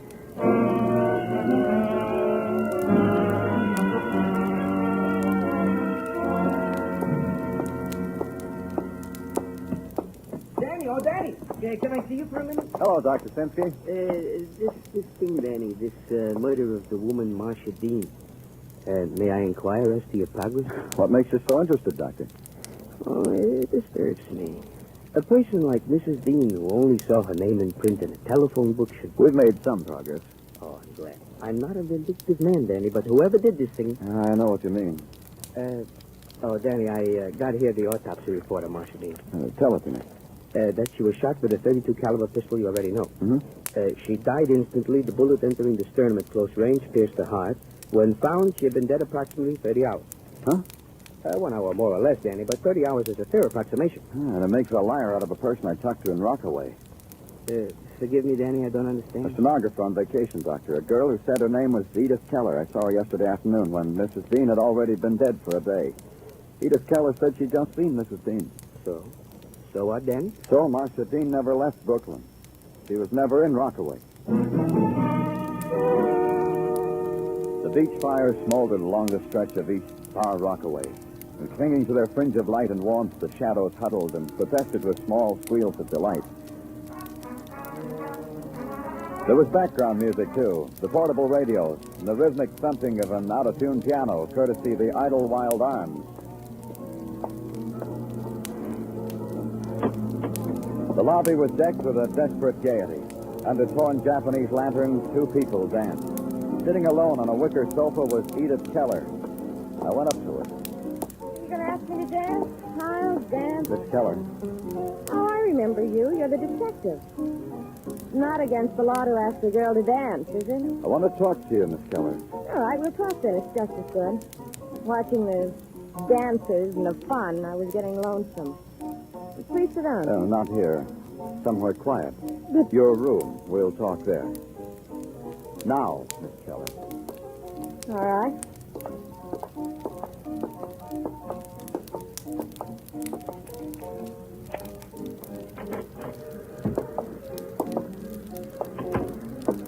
See, I did what you said, but we haven't anything to talk about.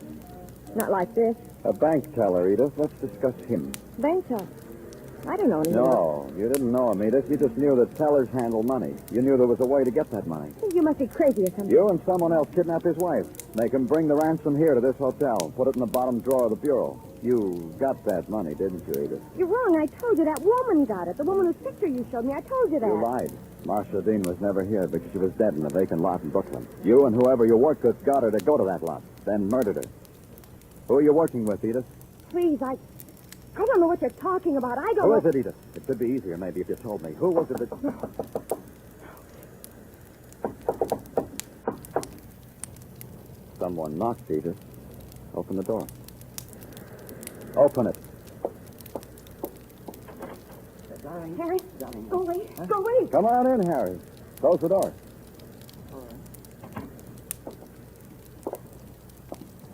I'm in. No, If you want to grieve some more about your wife, Harry, I'll watch. oh, don't worry about it, Clover. Not me. You. You killed your wife, Harry, and made it look like kidnappers did it. And the ransom money you pocketed for Edith here. Touching. She's worth killing twice for. If you knew her like I did, you'd know that. After being married for 23 years, a man misses what he can only read about. Harry. You'd understand that, Clover. Killing the cab driver had to be done. You brought him into my cell to see if he'd recognize me. Of course he recognized. Why didn't he say he knew you? He got too clever. He caught on to what was happening. He wanted money. He said, let's go for a ride in my cab and talk about money. So I shot. An appetite like his was no good for Edith and me. Let's go, Harry. Well, then you know why I can't go with you. 2 killings. 3. Harry, no. No more killing, Harry. He didn't watch out. He's got to die. He's got to die. He does I didn't mean to shoot. Edith, don't die. Don't die. Please. Now listen, Edith. Don't die. Don't die. I didn't mean that. Just breathe. Breathe.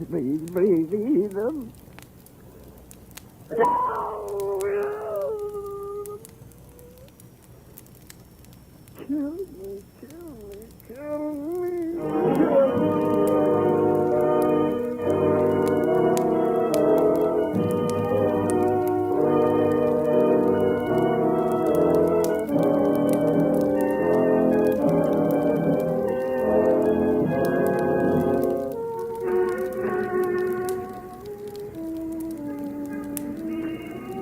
In May, the twilight sighs down on Broadway like a rosy promise. You walk toward it, then someone smiles and takes your hand, whispers to close your eyes. And your head gets banged against a wall. The lights are bright, the noise is loud, and your scream mixes well with the shriek of the night. It's Broadway, the gaudiest, the most violent, the lonesomest mile in the world. Broadway. My beat.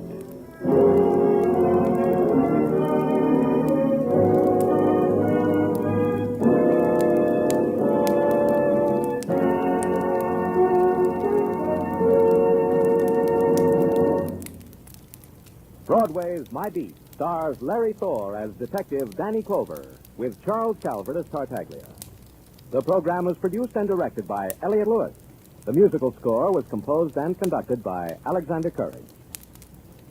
Included in the night's cast were Jack Crucian, Howard McNear, Joseph Grandy, Virginia Gregg, Hal March, and Marlene Ames.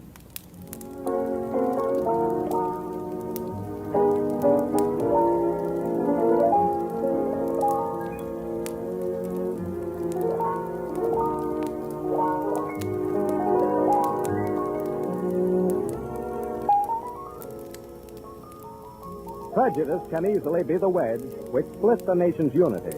And in these days of world disunity, America must remain a symbol of democratic strength. Watch closely for words of prejudice and stamp them out. Only by individual alertness can our nation safeguard itself against this disease which strikes from within. Accept or reject people on their individual worth. Joe Walters speaking.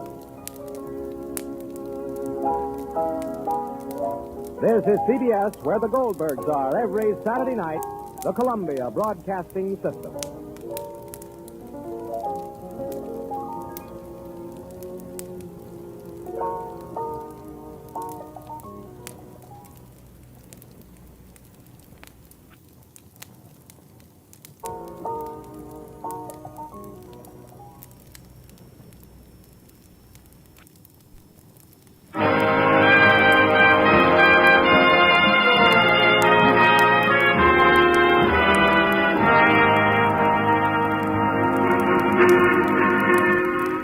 Broadway's My Beat, from Times Square to Columbus Circle, the gaudiest, the most violent, the lonesomest mile in the world.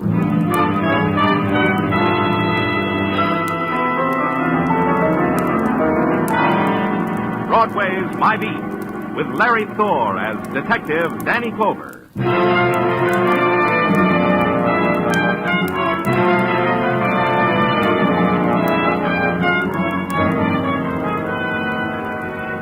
There's a thing about Broadway.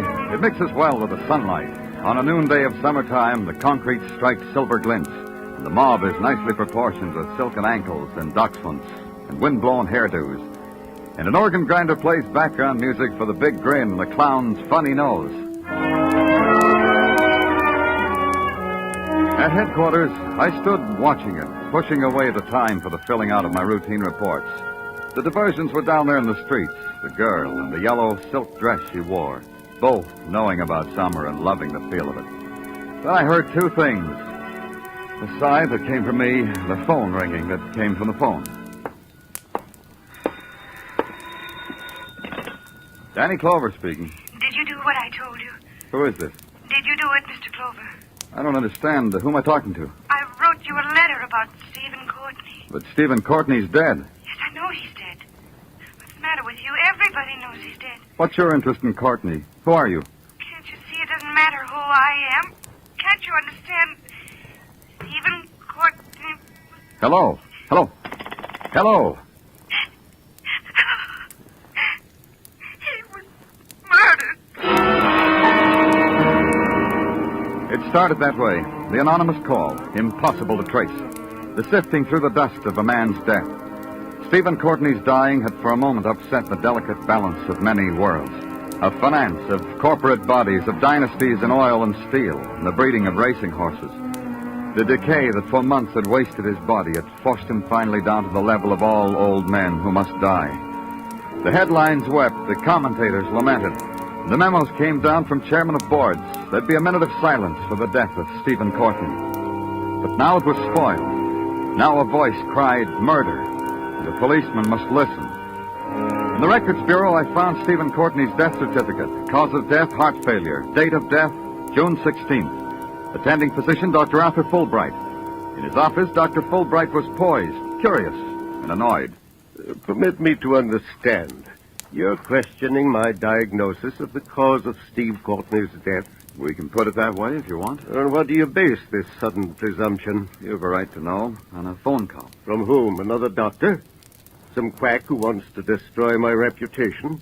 Chooses to degrade me by having me questioned by the police? It came from a woman. Who? She didn't say. All she said was Stephen Courtney was murdered. That's preposterous. Steve Courtney died last week as I had expected him to die, of a coronary disorder. He knew he would die of it, as I knew it, his family, his servants, his enterprises. But you'll fill me in, huh, Doctor, because I wasn't that privileged. The newspapers had it for months. How old Steve was bedridden.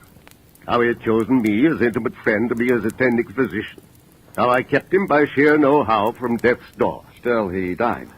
There are things in heaven and earth. Yeah. Tell me about his dying. Normal. I had a call from his estate on Long Island. I canceled all other calls, went out there. Found old Steve lying sprawled on the floor, dead. Peacefully dead. You said he was bedridden. Why was he... Why was he on the floor? I confess the question occurred to me at the time, but then I rejected it. Like everything else, old Steve chose his own way of dying. Describe it to me exactly, how you found it. I have. He was sprawled in the middle of the room. He had knocked over a radio on a... That's strange. What is? The radio. I'd left explicit instructions. Nothing of the sort was to be in the room with him. Too exciting? Oh, what do you know?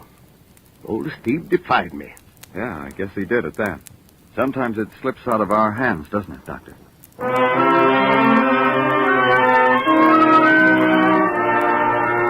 It took about an hour to drive to Long Island and the estate of Stephen Courtney, and enough time driving through the estate to make an observation.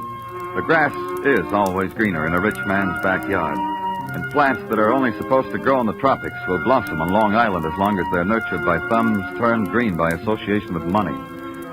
The plenipotentiary of the hibiscus beds told me he didn't know whether there was anyone in the house or not, But try at the track, he said. Yeah, the racetrack, way down there. Miss Lilla would probably be there. She always was. Then some more of the tour to the private track of the late Stephen Courtney. When I got there, the decor was still intact. A golden girl riding a black racing stallion, and a man leaning over the rails holding a stopwatch.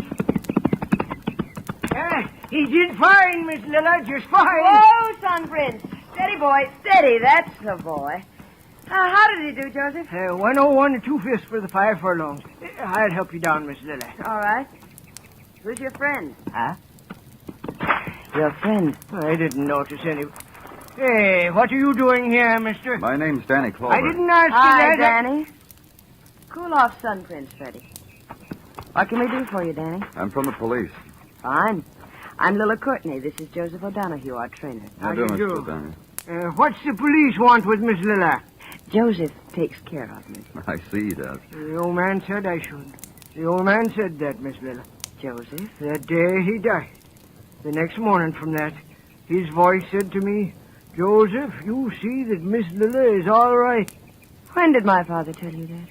The morning after he died. Your daddy still talks to me. The way he always did. I'm glad. Things like that happen to Joseph, Mr. Clover. Once... Well... No, tell me about it. I once chartered a plane to take some people down to Baltimore last year's Christmas. Joseph said don't go. A voice came to him while he was sleeping and said, tell Miss Lilla not to go. But I went. The plane crashed. I was the only one who came out of it alive. Even at that... Well, here, feel my knee, Danny. Well, Go ahead, you'll see. The doctor said I'd be a cripple for life. Dr. Fulbright? Oh, you know him? We just met. Don't go back to him, Danny. I think he's incompetent. But he diagnosed your father's sickness as heart disease. I know. Oh, I suppose I'm being malicious. Of course, Daddy had trouble with his heart. Of course, Dr. Fulbright is competent. What about the radio in your father's room? What did you say, Danny? The radio. Your father wasn't supposed to have a radio in his room. He did on the day he died. He did? Now, I don't understand either. Why are you here? Why is a policeman asking me questions about Daddy? Call it routine. Don't talk to him, Miss Lilla. Joseph. I got a feeling about it. I say don't talk to him. Danny, I'm sorry. I've got to go now. There's some questions. You'd better talk to my brother. He's around someplace. Try the house. I just can't talk to you, Danny.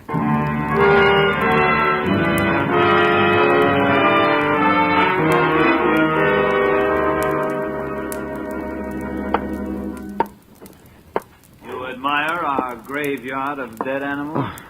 Oh, yeah, quite a trophy room. Yes, that stuffed specimen you're looking at, Bengal tiger. Huh? Many brave souls lie asleep in the deep Hindu jungle. All because old Steve wanted to bring home a pussycat. Old Steve, your father? My father. Brandy? No. Then you're Burl. Yep.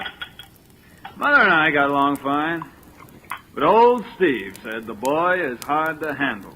So he called me Burl. He thought that would make Mother angry. But Mother fooled him. She died a long time ago.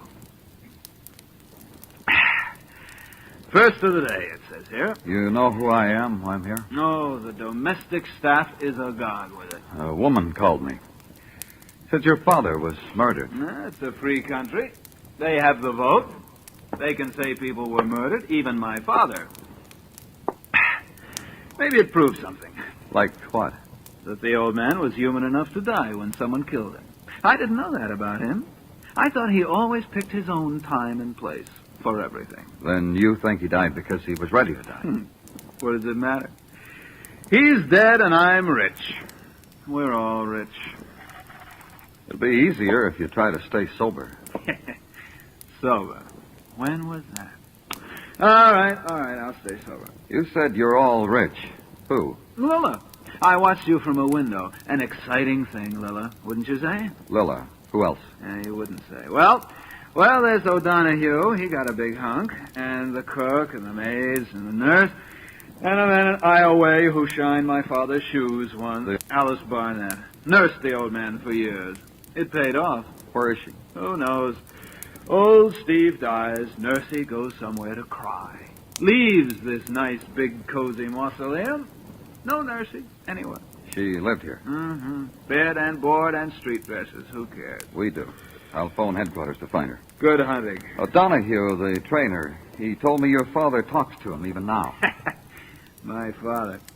Joseph hears voices all the time. About a month ago, he had a three-way conversation with Orville and Wilbur Wright. There was a radio in your father's room when he died. How did it get there? You know, I wouldn't know. But he was dying. Surely you... I was a most unfilial son. Look, why don't you ask Nursey when you find her? See, she knew about things like that. Yeah, you just ask Nursey. I earned this, no?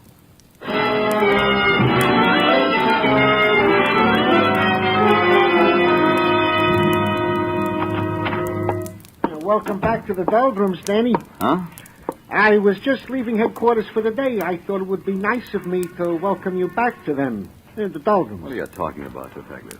Well, Danny, since you have been cavorting with society and munching scones with the Blue Bloods, I wondered if you would be the same old Danny. And am I?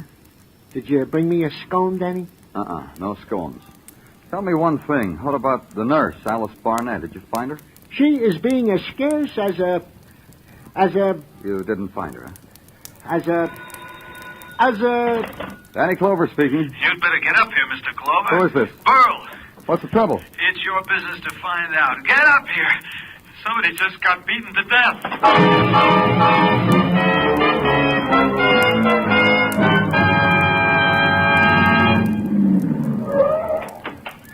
Over here! Over here! He's in there with... Get him out! Get him out! It was a design in horror, done in grotesque. The horse rearing, screaming, clawing its hoofs against the stall. The girl, disheveled, twisted with terror, pleading with it. Tia, leave him alone, no more.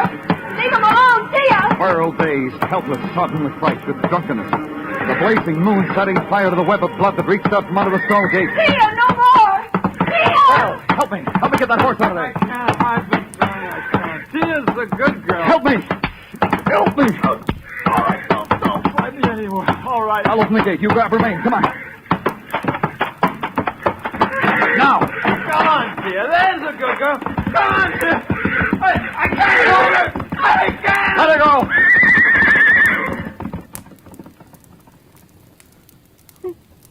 Joseph. Oh, poor Joseph. Poor dead Joseph. Dead Joseph. What happened? Lilla, what happened?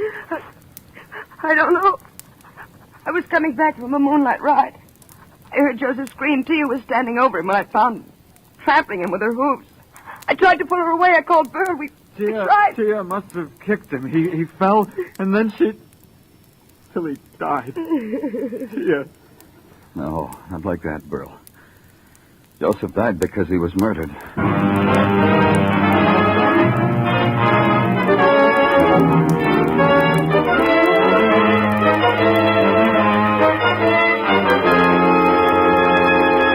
You are listening to Broadway's My Beat, written by Morton Fine and David Friedkin, and starring Larry Thor as Detective Danny Clover. Don't let a rainy day find you unprepared. Start saving for that rainy day right now by buying United States savings bonds.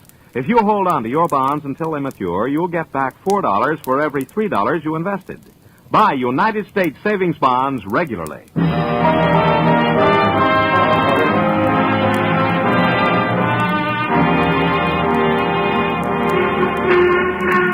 In June, Broadway bursts out all over. It lolls in the breezes of the air-conditioned movie, compares postcards from the family in the Catskills.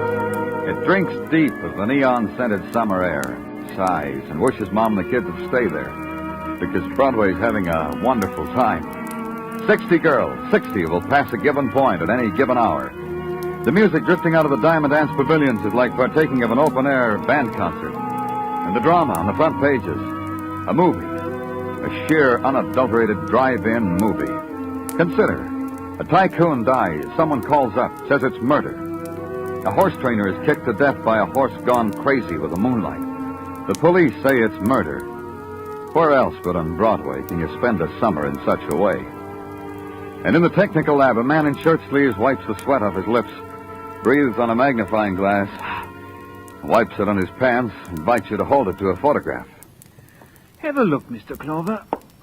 I suppose congratulations are in order. All because you made a lucky guess. Huh? Come. It was only a guess, was it not? You're saying this Joseph O'Donoghue was murdered? Well, anyway, the photographs, my analysis, quite bear you out. They do? Oh, yes. This one in particular. See the back of the skull. It's quite plain on this one that O'Donoghue was beaten to death. But not by a horse. By a weapon to make it look like a horse. Horseshoe, I'll bet. But not of the type affected by thoroughbreds, by racehorses. More like one off a truck horse or one that pulls a milk wagon. Ergo, considering the circumstances, my view is the man was murdered by a human wielding a heavy horseshoe. He... Technical. Conrad speaking. Yes, he is here. Yes, I will tell him. Certainly.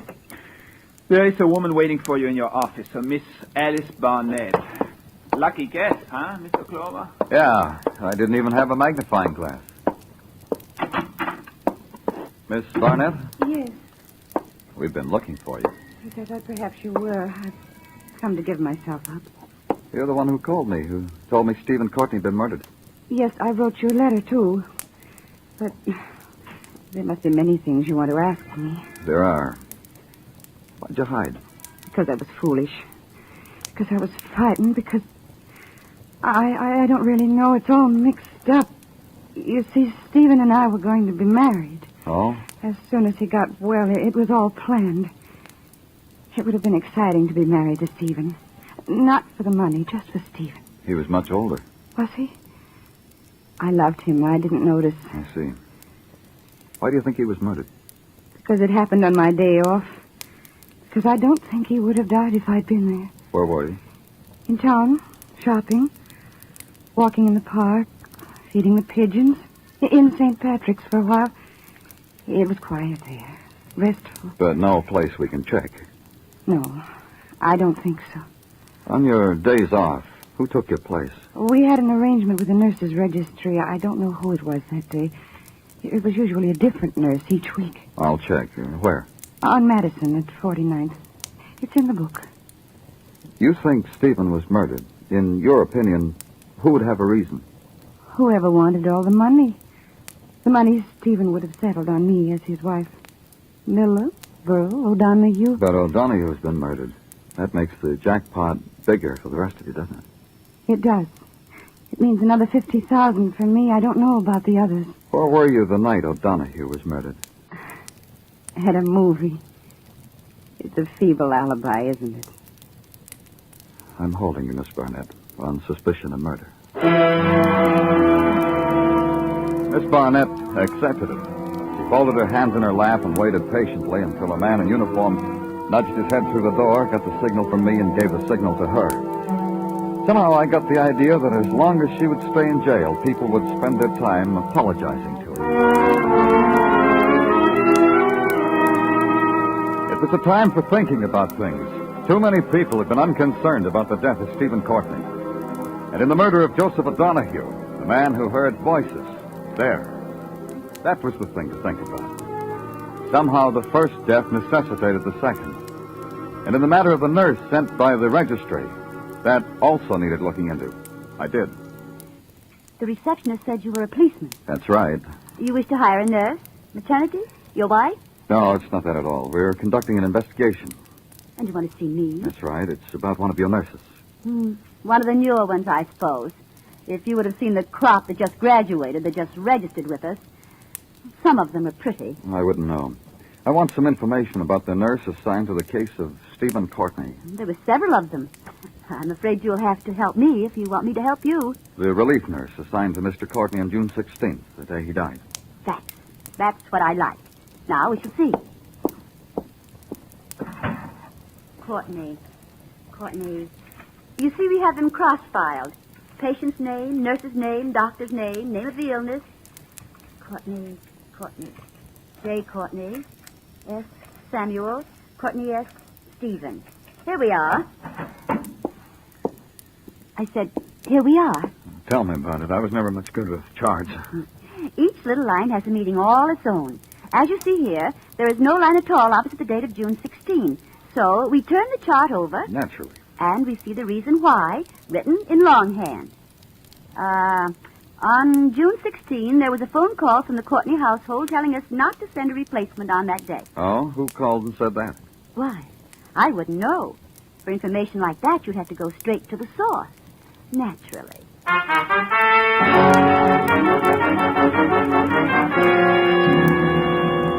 Perhaps if I'm more explicit, Mr. Clover, you'll understand.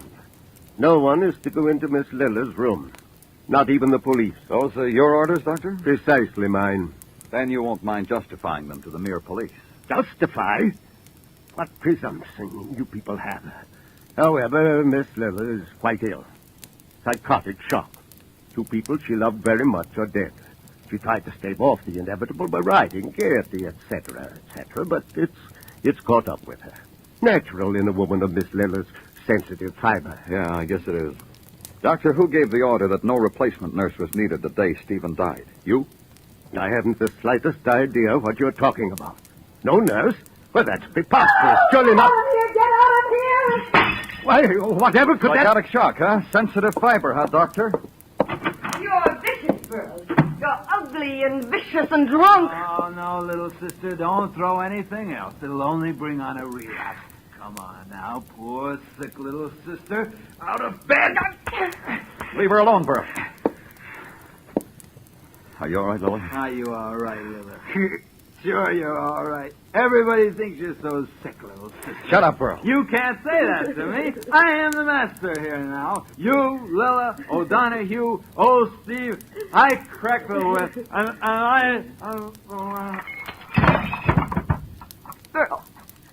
Burl, are you hurt? He'll be all right. Just let him sleep it off. I'm sorry. Sorry you had to see us like this, Danny. It's all so ugly. So like they want us to be in the papers, isn't it? You're not really sick, are you?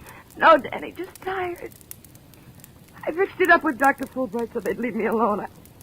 I don't know doing it this way. Maybe it proves I really am sick. You think? Lila, listen to me. The day your father died, there should have been a nurse here. Why wasn't there? I don't know. We thought maybe things got all mixed up down at the nurse's registry. No one showed up. Because they were called and told not to. Who did that, Lila? Someone called. I don't know. I don't know who it could have been, Danny. I told you I don't know. Try to think, Willa. I told you. Get out, get out. I can't take any more.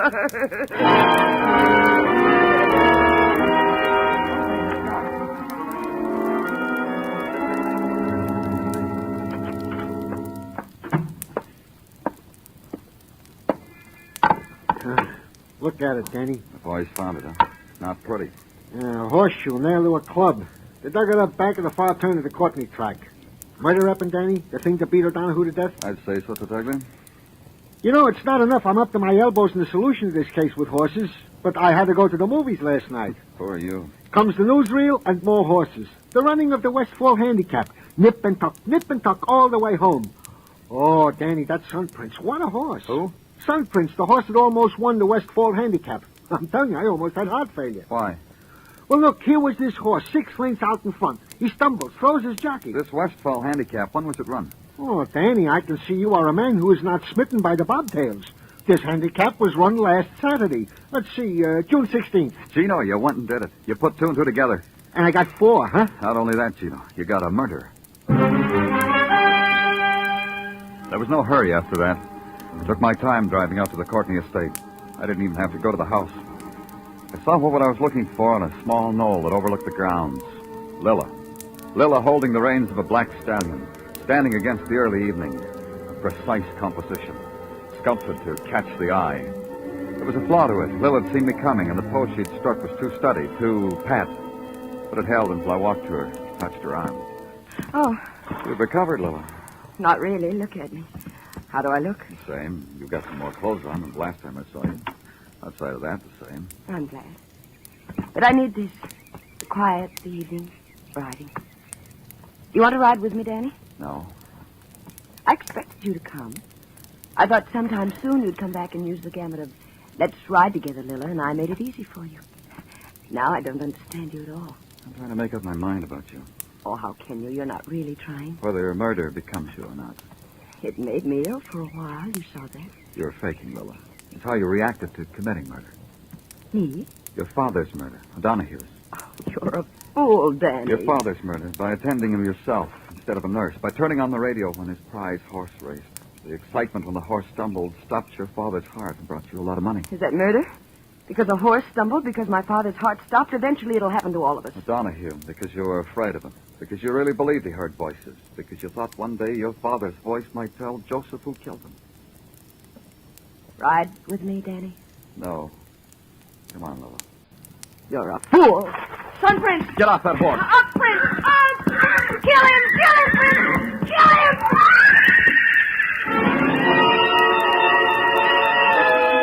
The stallion reared high, pawed at the gathering darkness. His jowls flecked with foam. Then a hoof caught me, spun me. And again, I looked up from the ground. He was a monster, poised on his hunches. Suddenly he lost balance, fell to his back, recovered. In an instant, he was a fleeting shadow. When I got to the girl, and I got to Lilla, she was small, huddled. She didn't move. Only in her eyes was their life. And it held briefly. Then it stopped.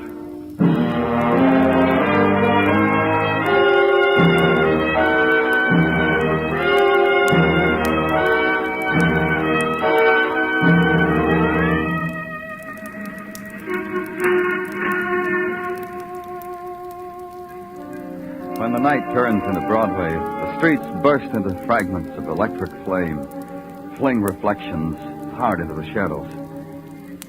It's a piece torn out of a jagged dream, the twisted concrete. The blare that ebbs, then screams again. The faces that dart and waver. They're lost forever. It's Broadway, the gaudiest, the most violent, the lonesomest mile in the world. Broadway, my beat.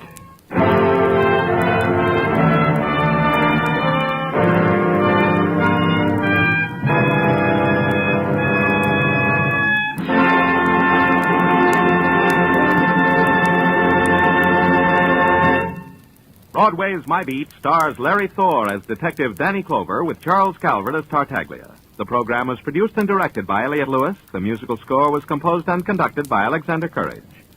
Included in tonight's cast were Joan Banks, Mary Lansing, Florence Lake, Francis X. Bushman, Elliott Reed, and Junius Matthews. For more adventures with Danny Clover and Broadway's My Beat, CBS invites you to make a date with them for Monday evening, July 3rd. Yes, after tonight's broadcast, Broadway's My Beat moves to Mondays for the summer, starting July 3rd. Next week at this time, you'll hear the premiere broadcast of a new CBS show called Songs for Sale, featuring Jan Murray, Tony Bennett, and Ray Bloch's orchestra. Celebrities from the music world will meet songwriters with unpublished music on Songs for Sale, and you'll find it's full of fun and tunes of all kinds. Be sure to join us Monday, July 3rd, for the next broadcast of Broadway's My Beat. Joe Walters speaking. This is CBS, where the Goldbergs are every Saturday night. The Columbia Broadcasting System.